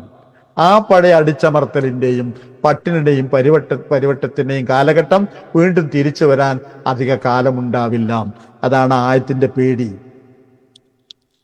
ഇനി എംസസ്കോം കർഹോ, നിങ്ങൾക്ക് ദുരന്തങ്ങൾ ബാധിക്കുന്നുവെങ്കിൽ, മുറിവുകൾ പറ്റിയിട്ടുണ്ടെങ്കിൽ, പകത് മസ്സൽ ഖൗമ കർഹും മിസ്ലുഹും, അവർക്കും നിങ്ങളെപ്പോലെയുള്ള മുറിവുകൾ പറ്റിയിട്ടുണ്ടെന്നതിന്റെ കൂടെ സൂറത്ത് നിസായിൽ ആയത്ത് കൂടി കൂട്ടിപ്പഠിക്കുക. നിങ്ങൾ പ്രതീക്ഷിക്കാത്ത ചിലതൊക്കെ, അവർ പ്രതീക്ഷിക്കാത്ത ചിലതൊക്കെ നിങ്ങൾ തമ്പുരാനെന്ന് പ്രതീക്ഷിക്കുന്നവരല്ലേ, അതുകൊണ്ട് സമാധാനിക്കുക. ഒത്തിൽക്കൽ അയ്യാം, ഈ തരം ജയങ്ങളും അപജയങ്ങളും പുരോഗതിയും അധോഗതിയും ഒക്കെ ജനങ്ങൾക്കിടയിൽ ഞാൻ മാറ്റിമറിച്ചുകൊണ്ടേയിരിക്കും. ഇത് അള്ളാന്റെ ഒരു സുന്നത്താണ്. സഹാബാ കിറാം ആ മര്യാദ വളരെ പാലിച്ചുകൊണ്ട് വന്ന സമയത്ത് അവർ അടിവെച്ച് മുന്നോട്ട് തന്നെ പോയി. ആ മര്യാദകൾ പാലിക്കാതെ വന്ന സമയങ്ങളിൽ ആ മുസ്ലിം രാജ്യങ്ങൾ പിന്നെ ഹോളണ്ടിന്റെയും ബ്രിട്ടന്റെയും മറ്റുമൊക്കെ ഫ്രാൻസിന്റെയും ഒക്കെ കോളനികളായി മാറി. അതിൽ നിന്ന് അവർ മാറിയിട്ട് തൗഹീദിന്റെ ഭാഗത്തേക്ക് തിരിച്ചു വരികയും അള്ളാഹനെ മാത്രം വിളിക്കുകയും പ്രാർത്ഥിക്കുകയും ചെയ്തവരായി മാറിയപ്പോ ആ യശസ് അള്ളാഹു അവർക്ക് വീണ്ടും നൽകി. ഇനി അവർ പാട്ടുപാടാനും നൃത്തം ചെയ്യാനും നർത്തകികളെ കൊണ്ടുവന്ന് തുള്ളാനുമൊക്കെയാണ് മെനക്കിടുന്നതെങ്കിൽ ആ പഴയ കാലങ്ങൾ തിരിച്ചു വരുമെന്ന താക്കീത് നിലനിൽക്കുന്നതർത്ഥം. അതുണ്ടാവണമെന്ന് ആഗ്രഹിച്ചുകൊണ്ടല്ല, ഉണ്ടാവാതിരിക്കട്ടെ എന്ന് ആഗ്രഹിച്ചുകൊണ്ട്. ബാക്കി ഇനി എന്താണ് ഇത്തരം ഒരു കാര്യത്തിന്റെ ആവശ്യകത? എന്തിനാണ് ഇത്തരം ആവർത്തനം? വലിയ അലമല്ലാഹുല്ലദീനാമനും, അള്ളാഹുവിന് വിശ്വാസികളെ അറിയണ്ടേ, മനസ്സിലാക്കേണ്ടേ, അതിനു വേണ്ടിയിട്ടാണ്. അതായത് ഉഹദ് യുദ്ധം പോലെയുള്ള യുദ്ധങ്ങൾ ഉണ്ടാവുന്നതും അതിൽ ജയവും പരാജയവും ഒക്കെ ഉണ്ടാവുന്നതിന്റെ മറ്റൊരു ലക്ഷ്യം, ഒന്ന് അള്ളാഹിന്റെ സുന്നത്ത് നടപ്പിലാവുകയാണ്, മറ്റൊന്ന് വിശ്വാസികളെ അള്ളാഹുവിനെ അറിയാൻ വേണ്ടിയിട്ടാണ്. അള്ളാഹുവിന് ഇതിപ്പോ സംഭവിക്കാതെ തന്നെ അറിയില്ലേ? എന്താ അള്ളാഹുവിനറിയാം? അള്ളാഹുവിനറിയാമെന്ന് വെച്ചാൽ അള്ളാഹു മനസ്സിലാക്കിയ കാര്യം ജനങ്ങൾ തിരിച്ചറിയാൻ വേണ്ടിയിട്ടാണ്, വ്യക്തമാവാൻ വേണ്ടി എന്നാണ് ഉദ്ദേശിക്കുന്നത്. മനസ്സിലായില്ല? അള്ളാഹുവിനെ അറിയാൻ വേണ്ടി എന്ന് പറഞ്ഞാൽ ഒരാൾക്ക് വേണമെങ്കിൽ സങ്കല്പിക്കാലോ, ചോദിക്കാലോ, ഇത് നടന്നാലേ അള്ളാഹ്ക്ക് അറിയൂ, അല്ലെങ്കിൽ അള്ളാഹ്ക്ക് അറിയില്ലേ? അള്ളാഹുവിന് ഭൂതം ഭാവി വർത്തമാനമില്ലല്ലോ, എല്ലാം അറിയുന്നവനല്ലേ. അപ്പൊ അള്ളാഹുവിനെ അറിയാൻ വേണ്ടി എന്ന് പറഞ്ഞാൽ അള്ളാഹു അറിയുന്ന ആ കാര്യം, ഇതാണ് സംഭവിക്കാൻ പോകുന്നതെന്ന് അള്ളാഹ്ക്ക് നേരത്തെ അറിയാം. ആ കാര്യം പ്രകടമാവാൻ വേണ്ടി വിശ്വാസമുള്ളവരാരാണ്, അതിന്റെ അപ്പുറത്ത് എന്താ പറയാതെ പോയത്, കാപട്യമുള്ളവരാരാണ് എന്ന് തിരിച്ചറിയാൻ വേണ്ടി. ശരിക്കും ഈമാനോട് കൂടി വന്നവരാരാണ്, യഥാർത്ഥത്തിൽ ഈമാൻ ഇല്ലാതെ ഈ കൂട്ടത്തിൽ ഒഴുക്കിൽ നടക്കുന്നവരാരാണ് എന്നറിയാൻ വേണ്ടി. അപ്പൊ ആ ലക്ഷ്യം ഇനിയും ആവർത്തിക്കപ്പെടും. ഒരു മുസ്ലിം സമൂഹം സ്വന്തമായി സ്വച്ഛമായി ഇങ്ങനെ ജീവിച്ചു പോകുമ്പോൾ അതിലെല്ലാവരും ഞാനും വിശ്വാസിയാണ്, ഞാനും മുഅ്മിനാണെന്നൊക്കെ പറയും. ഇവന്റെ വിശ്വാസം എന്ന് പറയുന്നത് യഥാർത്ഥത്തിൽ ഉള്ളതാണോ എന്ന് തിരിച്ചറിയൽ, ഒരു പ്രതിബന്ധം, ഒരു പരീക്ഷണം, ഒരു യുദ്ധം, ഒരു അക്രമം അവൻ നേരിടേണ്ടി വരുമ്പോഴാണ് യഥാർത്ഥ വിശ്വാസി പിടിച്ചു നിൽക്കും, കാപട്യമുള്ളവൻ പതറും. ആ അവസരം ഉണ്ടാകും എന്നാണ് ഈ പറഞ്ഞതിന്റെ അർത്ഥം. അത് സംഭവിച്ചു അവിടെ. കാരണം ഖുർആൻ പറഞ്ഞ കപടവിശ്വാസികൾ, കാപട്യമുള്ള ആളുകൾ 1000-ഓളം ആളുകളുമായാണ് ഉഹദ് യുദ്ധത്തിന് പുറപ്പെട്ടത്. അബ്ദുല്ലാഹി ബിൻ ഉബയ്യ് എന്ന മുനാഫിക്കിന്റെ നേതാവ് ഈ കുട്ടികളെ വർത്താനം കേട്ടിട്ട് വെറുതെ യുദ്ധത്തിന് പോകാൻ എന്റെ ആവശ്യമില്ല എന്ന് പറഞ്ഞിട്ട് തിരിച്ചുപോയി. അവന്റെ കൂടെ 300 ആളുകളാ തിരിച്ചു പോയത്. പിന്നെ 700 ആളുകളുമായ നബി സല്ലല്ലാഹു അലൈഹി വസല്ലം മുന്നോട്ട് പോകുന്നത്. ഇത് പ്രവാചകന്റെ കാലഘട്ടമാണ്. അള്ളാഹുവിൽ നിന്ന് വഹയ്യ് സ്വീകരിച്ച് ചൂടോടെ വിശുദ്ധ ഖുർആൻ ആയത്തുകൾ ആ ജനങ്ങൾ കൂതിക്കൊടുക്കുന്ന, അത് കേൾക്കാൻ ഭാഗ്യം കിട്ടിയ ജനങ്ങളിൽ നിന്നാണ് 300-ഓളം ആളുകൾ ഒരു സന്ദർഭത്തിൽ, ഒരു സന്നിഗ്ധ ഘട്ടത്തിൽ പ്രവാചകനെയും സഹാബികളെയും ഇട്ടെറിഞ്ഞു കൊണ്ടുപോകുന്നത്. ഇത് ഇനിയും ആവർത്തിക്കും, ഇനിയും ഉണ്ടാവും. അവസരങ്ങളും ബുദ്ധിമുട്ടുകളും വരുന്ന സന്ദർഭങ്ങളിലൊക്കെ നോക്കൂ നിങ്ങൾ. എവിടെയോ ഈ നല്ല കതറ് കുപ്പായോ നല്ലതൊക്കെ ഇട്ട് നടക്കണ കുറേ മാപ്പിളാരുണ്ട്. അപ്പോൾ ആ നേരത്ത് കാണാൻ വരുന്നേ മാപ്പിളാരെ ചീത്ത പറയാനും ഇസ്ലാമിനെ ചീത്ത പറയാനും പരിഹസിക്കാനൊക്കെ വേണ്ടിയിട്ട്. സത്യത്തിൽ അവർ കാപടന്മാരാണ്. പക്ഷെ അത് സാധാരണഗതി പറയില്ല, ഒരവസരത്തിലാ പറയാ. അവരെ തിരിച്ചറിയാൻ ഇത്തരം പ്രതിസന്ധികൾ വേണ്ടേ എന്നാണ് ഖുർആൻ ചോദിക്കുന്നത്. നേരാണ് റബേ. മൂന്നാമത്തെ കാര്യം സമയമാകുന്നുണ്ട്. വയത്തഹിത മിൻകും, നിങ്ങളിൽ നിന്ന് അള്ളാഹുവിന് ഉണ്ടാക്കി തീർക്കണം ശുഹദാ, സാക്ഷികളെ. എന്നുവെച്ചാൽ ഈ തരം ജിഹാദുകൾ കൊണ്ട്, ഉഹദ് പോലത്തെ സംഭവങ്ങൾ കൊണ്ട് എന്തുണ്ടാവുന്നു? കാപട്യമുള്ളവരെയും അതില്ലാത്തവരെയും തിരിച്ചറിയാൻ സാധിക്കുന്നു. മറ്റൊന്ന്, നിങ്ങളിൽ നിന്ന് സാക്ഷികളെ ഉണ്ടാക്കുക. എന്താ ഈ സാക്ഷി? സാക്ഷി രണ്ടർത്ഥത്തിലാണ് വിശദീകരിച്ചിരിക്കുന്നത്. ഒന്ന്, നാം മറ്റു മനുഷ്യർക്ക് സാക്ഷികളാണല്ലോ, സൂറത്തുൽ ബഖറയിൽ പറഞ്ഞ പോലെ. അപ്പോ ഒരു കൂട്ടം ആളുകൾ ഈ വിധത്തിൽ ഒരു ആദർശത്തിന് വേണ്ടി സകലം ത്യജിക്കുമ്പോൾ, ജീവൻ പോലും കൊടുക്കാൻ തയ്യാറാവുമ്പോൾ, അത് ജനങ്ങൾക്ക് മുമ്പിൽ അറിയിക്കപ്പെടുമ്പോൾ ആളുകൾക്ക് ഒരു ബോധമുണ്ട്, എന്താണ് ഈ കൂട്ടർ, ആരാണ് ഇവരെന്തിനാണ് ഇങ്ങനെ സ്വന്തം ജീവിതത്തെ തന്നെ ബലി കൊടുക്കുന്നത്, എന്താണ് ഇങ്ങനെ എന്നിങ്ങനെ ഇസ്ലാമിനെ കുറിച്ച് അറിയാനുള്ള സാക്ഷികളായി മാറുന്നു അവർ. ഇപ്പോ ഫലസ്തീന്റെ വിഷയത്തിൽ സംഭവിച്ചു കൊണ്ടിരിക്കുന്ന ഒരു നന്മ ഇതാണ്. ഗസയിലൊക്കെ നടന്ന സംഭവങ്ങളിൽ ആ ആളുകളുടെ ചിത്രം, ജീവിതവും ഒക്കെ, അവരനുഭവിക്കുന്ന ത്യാഗം, അവർക്ക് വേണമെങ്കിൽ പലായനം ചെയ്ത് രക്ഷപ്പെടാൻ നോക്കാം. അവർ പറയുന്നത്, ഞങ്ങൾ ഈ സംരക്ഷണത്തിന്റെ ഉത്തരവാദിത്തമേറ്റവരാണ്, ഞങ്ങൾ ഇവിടെ കിടന്ന് മരിക്കും, അല്ലെങ്കിൽ ഞങ്ങളിത് മോചിപ്പിക്കും. അങ്ങനെ ഒരു കൂട്ടം ആളുകളുണ്ട്, അവരാണ് മെച്ചപ്പെട്ട ദിക്കുകൾ തേടി പോവാത്തവർ. എന്നാൽ ഫലസ്തീനിൽ നേരത്തെ ദ്രോഹങ്ങൾക്ക് വിധേയമാക്കപ്പെട്ടതിന്റെ പേരിൽ പലായനം ചെയ്ത് അറബ് നാടുകളിലൊക്കെ വന്ന് അടിച്ച് പൊളിച്ച് ജീവിക്കുന്ന കുറെ ആളുകളുണ്ട്. അവരിൽ പലരെ പറ്റിയും എൻ്റെ അനുഭവം, പടച്ചവന് ഇവരാണോ ബൈത്തുൽ മുഖദ്ദസിന്റെ സംരക്ഷകന്മാർ എന്ന് തോന്നിയിട്ടുണ്ട്. ഒരിക്കലും എല്ലാവരെയും ആക്ഷേപിക്കുകയല്ല ഞാൻ, എനിക്കതിന് കഴിയില്ല, എൻ്റെ സംസാരവും അതല്ല, അങ്ങനെ തെറ്റിദ്ധരിക്കും വേണ്ട. നിങ്ങൾക്കും ഉണ്ടാവാം ഇത്തരം അനുഭവങ്ങൾ. ഫലസ്തീനി നാടില്ല, വീടില്ല, പക്ഷെ അവനൊക്കെ പെരുമാറ്റവും ഭാവവും ഇതൊക്കെ കണ്ടാൽ ജീവിതം മുഴുവൻ വെസ്റ്റേൺ സ്റ്റൈലിൽ, ഇസ്ലാമിനോട് കൂറില്ല, ബന്ധമില്ല, മറ്റില്ല, എല്ലാവരുമല്ല, വളരെ ആത്മാർത്ഥമായ ഇസ്ലാമിക നിഷ്ഠ പാലിക്കുന്ന ആളുകളെ കണ്ടിട്ടുണ്ട്. പക്ഷെ പലപ്പോഴും ഇങ്ങനെയൊക്കെയാണ്, അവർ സുഖം തേടി പലായനം ചെയ്തു. പലായനം ചെയ്യാം ഒരു തിരിച്ചുവരവിന് വേണ്ടി. ആ തിരിച്ചുവരവിന് വേണ്ടിയല്ല അവരിൽ പലരും പോയത്. ഇറാഖിലുണ്ട്, പിന്നെ കുവൈത്തിലുണ്ട്, അറബ് രാജ്യങ്ങളിലൊക്കെ ഉണ്ട്. എന്നാൽ ഇപ്പോഴും ആ സുഖങ്ങളുടെ പിറകെ പോവാതെ, ഇവിടെ പട്ടിണിയാണെങ്കിൽ പട്ടിണി, മുറിവാണെങ്കിൽ മുറിവ്, ബോംബാണെങ്കിൽ ബോംബ് എന്ന് പറഞ്ഞുകൊണ്ട് ഒരു കൂട്ടം ആളുകൾ അവിടെ തന്നെ തങ്ങി നിൽക്കുന്നു. ഈ ആളുകളെ പ്രചോദിപ്പിക്കുന്ന വിശ്വാസം എന്താണ്, തത്വശാസ്ത്രം എന്താണ് എന്ന് ലോകത്താകെ ചർച്ചയാവുന്നു. എന്നൊക്കെ പറയാൻ മാത്രമേ ലോകം കാണുന്നവനല്ല ഞാൻ. പക്ഷെ എന്നെ കൊണ്ടായ പരിമിതമായ സൗകര്യങ്ങൾ വെച്ച് വിദേശ അറബി ചാനലുകൾ ഇപ്പൊ ഞാൻ നിരന്തരമായി കണ്ടുകൊണ്ടിരിക്കാറുണ്ട്. അപ്പൊ അവർ ജമൈക്കയിലും അർജന്റീനയിലും ഫ്രാൻസിലും മറ്റ് യൂറോപ്യൻ രാജ്യങ്ങളിലുമൊക്കെ നടക്കുന്ന ഈ ഗസയിലെ ജനങ്ങൾക്ക് പിന്തുണ പറഞ്ഞുകൊണ്ട് നടക്കുന്ന പ്രവർത്തനങ്ങളും പ്രസംഗങ്ങളും ഒക്കെ കേൾപ്പിക്കാറുണ്ട്. പ്രസംഗങ്ങൾ സ്പാനിഷിലോ ഇംഗ്ലീഷിലോ ആണെങ്കിൽ ഈ ചാനലുകൾ തന്നെ അറബി കൊടുക്കാറുണ്ടല്ലോ, അതുകൊണ്ട് മനസ്സിലാവുന്ന, അല്ലാതെ ആ ഭാഷ എനിക്ക് അറിഞ്ഞിട്ടില്ല. അപ്പൊ ആ ഒരു ചിന്ത, അതാണ് ശുഹദായ്, ആളുകൾ അറിയാനിടയാണ് എന്താണ് ഈ സമൂഹം, എന്താണ് ഇസ്ലാം, എന്താണ് മുസ്ലിങ്ങൾ. മറ്റൊന്ന് രക്തസാക്ഷികൾ എന്നർത്ഥത്തിലാണ്. കാരണം രക്തസാക്ഷികൾക്ക് വലിയ പ്രതിഫലമാണ് അള്ളാഹു പറഞ്ഞു വെച്ചിട്ടുള്ളത്. ശുഹദാക്കൾ എന്നും അള്ളാഹുക്ക് ഇഷ്ടപ്പെട്ടൊരു വിഭാഗം ആളുകളാണ്. അപ്പോ നിങ്ങളിൽ നിന്നും വേണ്ടേ കുറെ ശുഹദാക്കളായ ആളുകൾ. അപ്പോ ഇതുകൊണ്ട് എന്തുണ്ടായി, ഉഹദ് യുദ്ധം കഴിഞ്ഞപ്പോൾ 70 പേർ ഷഹീദുകളായി മാറി. ചരിത്രപരമായി പരിശോധിച്ചാലും അവർ സാക്ഷികളായി മാറുകയും ചെയ്തു. അതിനുവേണ്ടിയാണ്. പിന്നെ വല്ലാഹു ലാ യുഹിബ്ബുൽ ളാലിമീൻ, അക്രമം ചെയ്ത ആളുകളെ അള്ളാഹ്ക്ക് ഇഷ്ടമല്ലല്ലോ. അതെന്താ അങ്ങനെ അവസാനിപ്പിച്ചത്? ഈ ആളുകളെ അള്ളാഹുവിന് ഇഷ്ടമാണ്. ആരെ?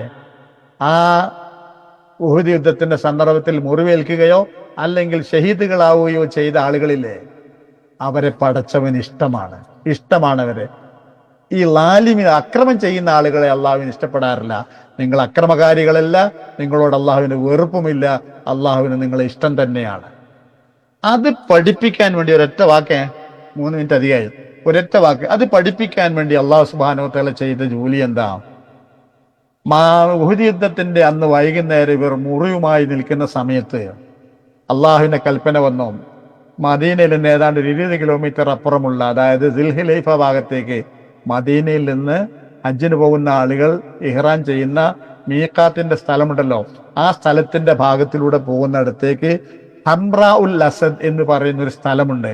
അവിടുത്തെ ചില ഗോത്ര പ്രമാണിമാർ നബി സല്ലല്ലാഹു അലൈഹി വസല്ലമക്കെതിരെ യുദ്ധപ്പുറപ്പാട് നടത്തുന്നുണ്ട് എന്നറിഞ്ഞ റബ്ബ് നബി സല്ലല്ലാഹു അലൈഹി വസല്ലമയോട് അവിടേക്ക് ജിഹാദിന്റെ യാത്ര പോകാൻ വേണ്ടി പറഞ്ഞു. ജിബ്രീൽ അലൈഹി ഇസ്ലാമി വഹിയുമായി വന്ന് നബി സല്ലല്ലാഹു അലൈഹി വസല്ലമയോട് പറഞ്ഞപ്പോ നബി സല്ലല്ലാഹു അലൈഹി വസല്ലം സഹാബികളെ വിളിച്ചു പറഞ്ഞു, നമുക്ക് നാളെ ഒരു യുദ്ധയാത്രയുണ്ട്. സഹാബികൾ ചോദിച്ചു, ഈ മുറിവേറ്റ ശരീരവുമായോ?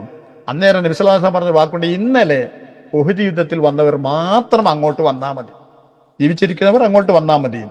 ജാബിർ റളിയല്ലാഹുവിന്റെ ഒരു പ്രത്യേക കാരണം കൊണ്ട് ഇന്നലെ വരാതിരുന്നതാണ്, അദ്ദേഹത്തിന് ഞങ്ങളെ കൂടെ കൂടാം, വേറെ പുതിയതാരും വരണ്ട എന്ന് പറഞ്ഞു.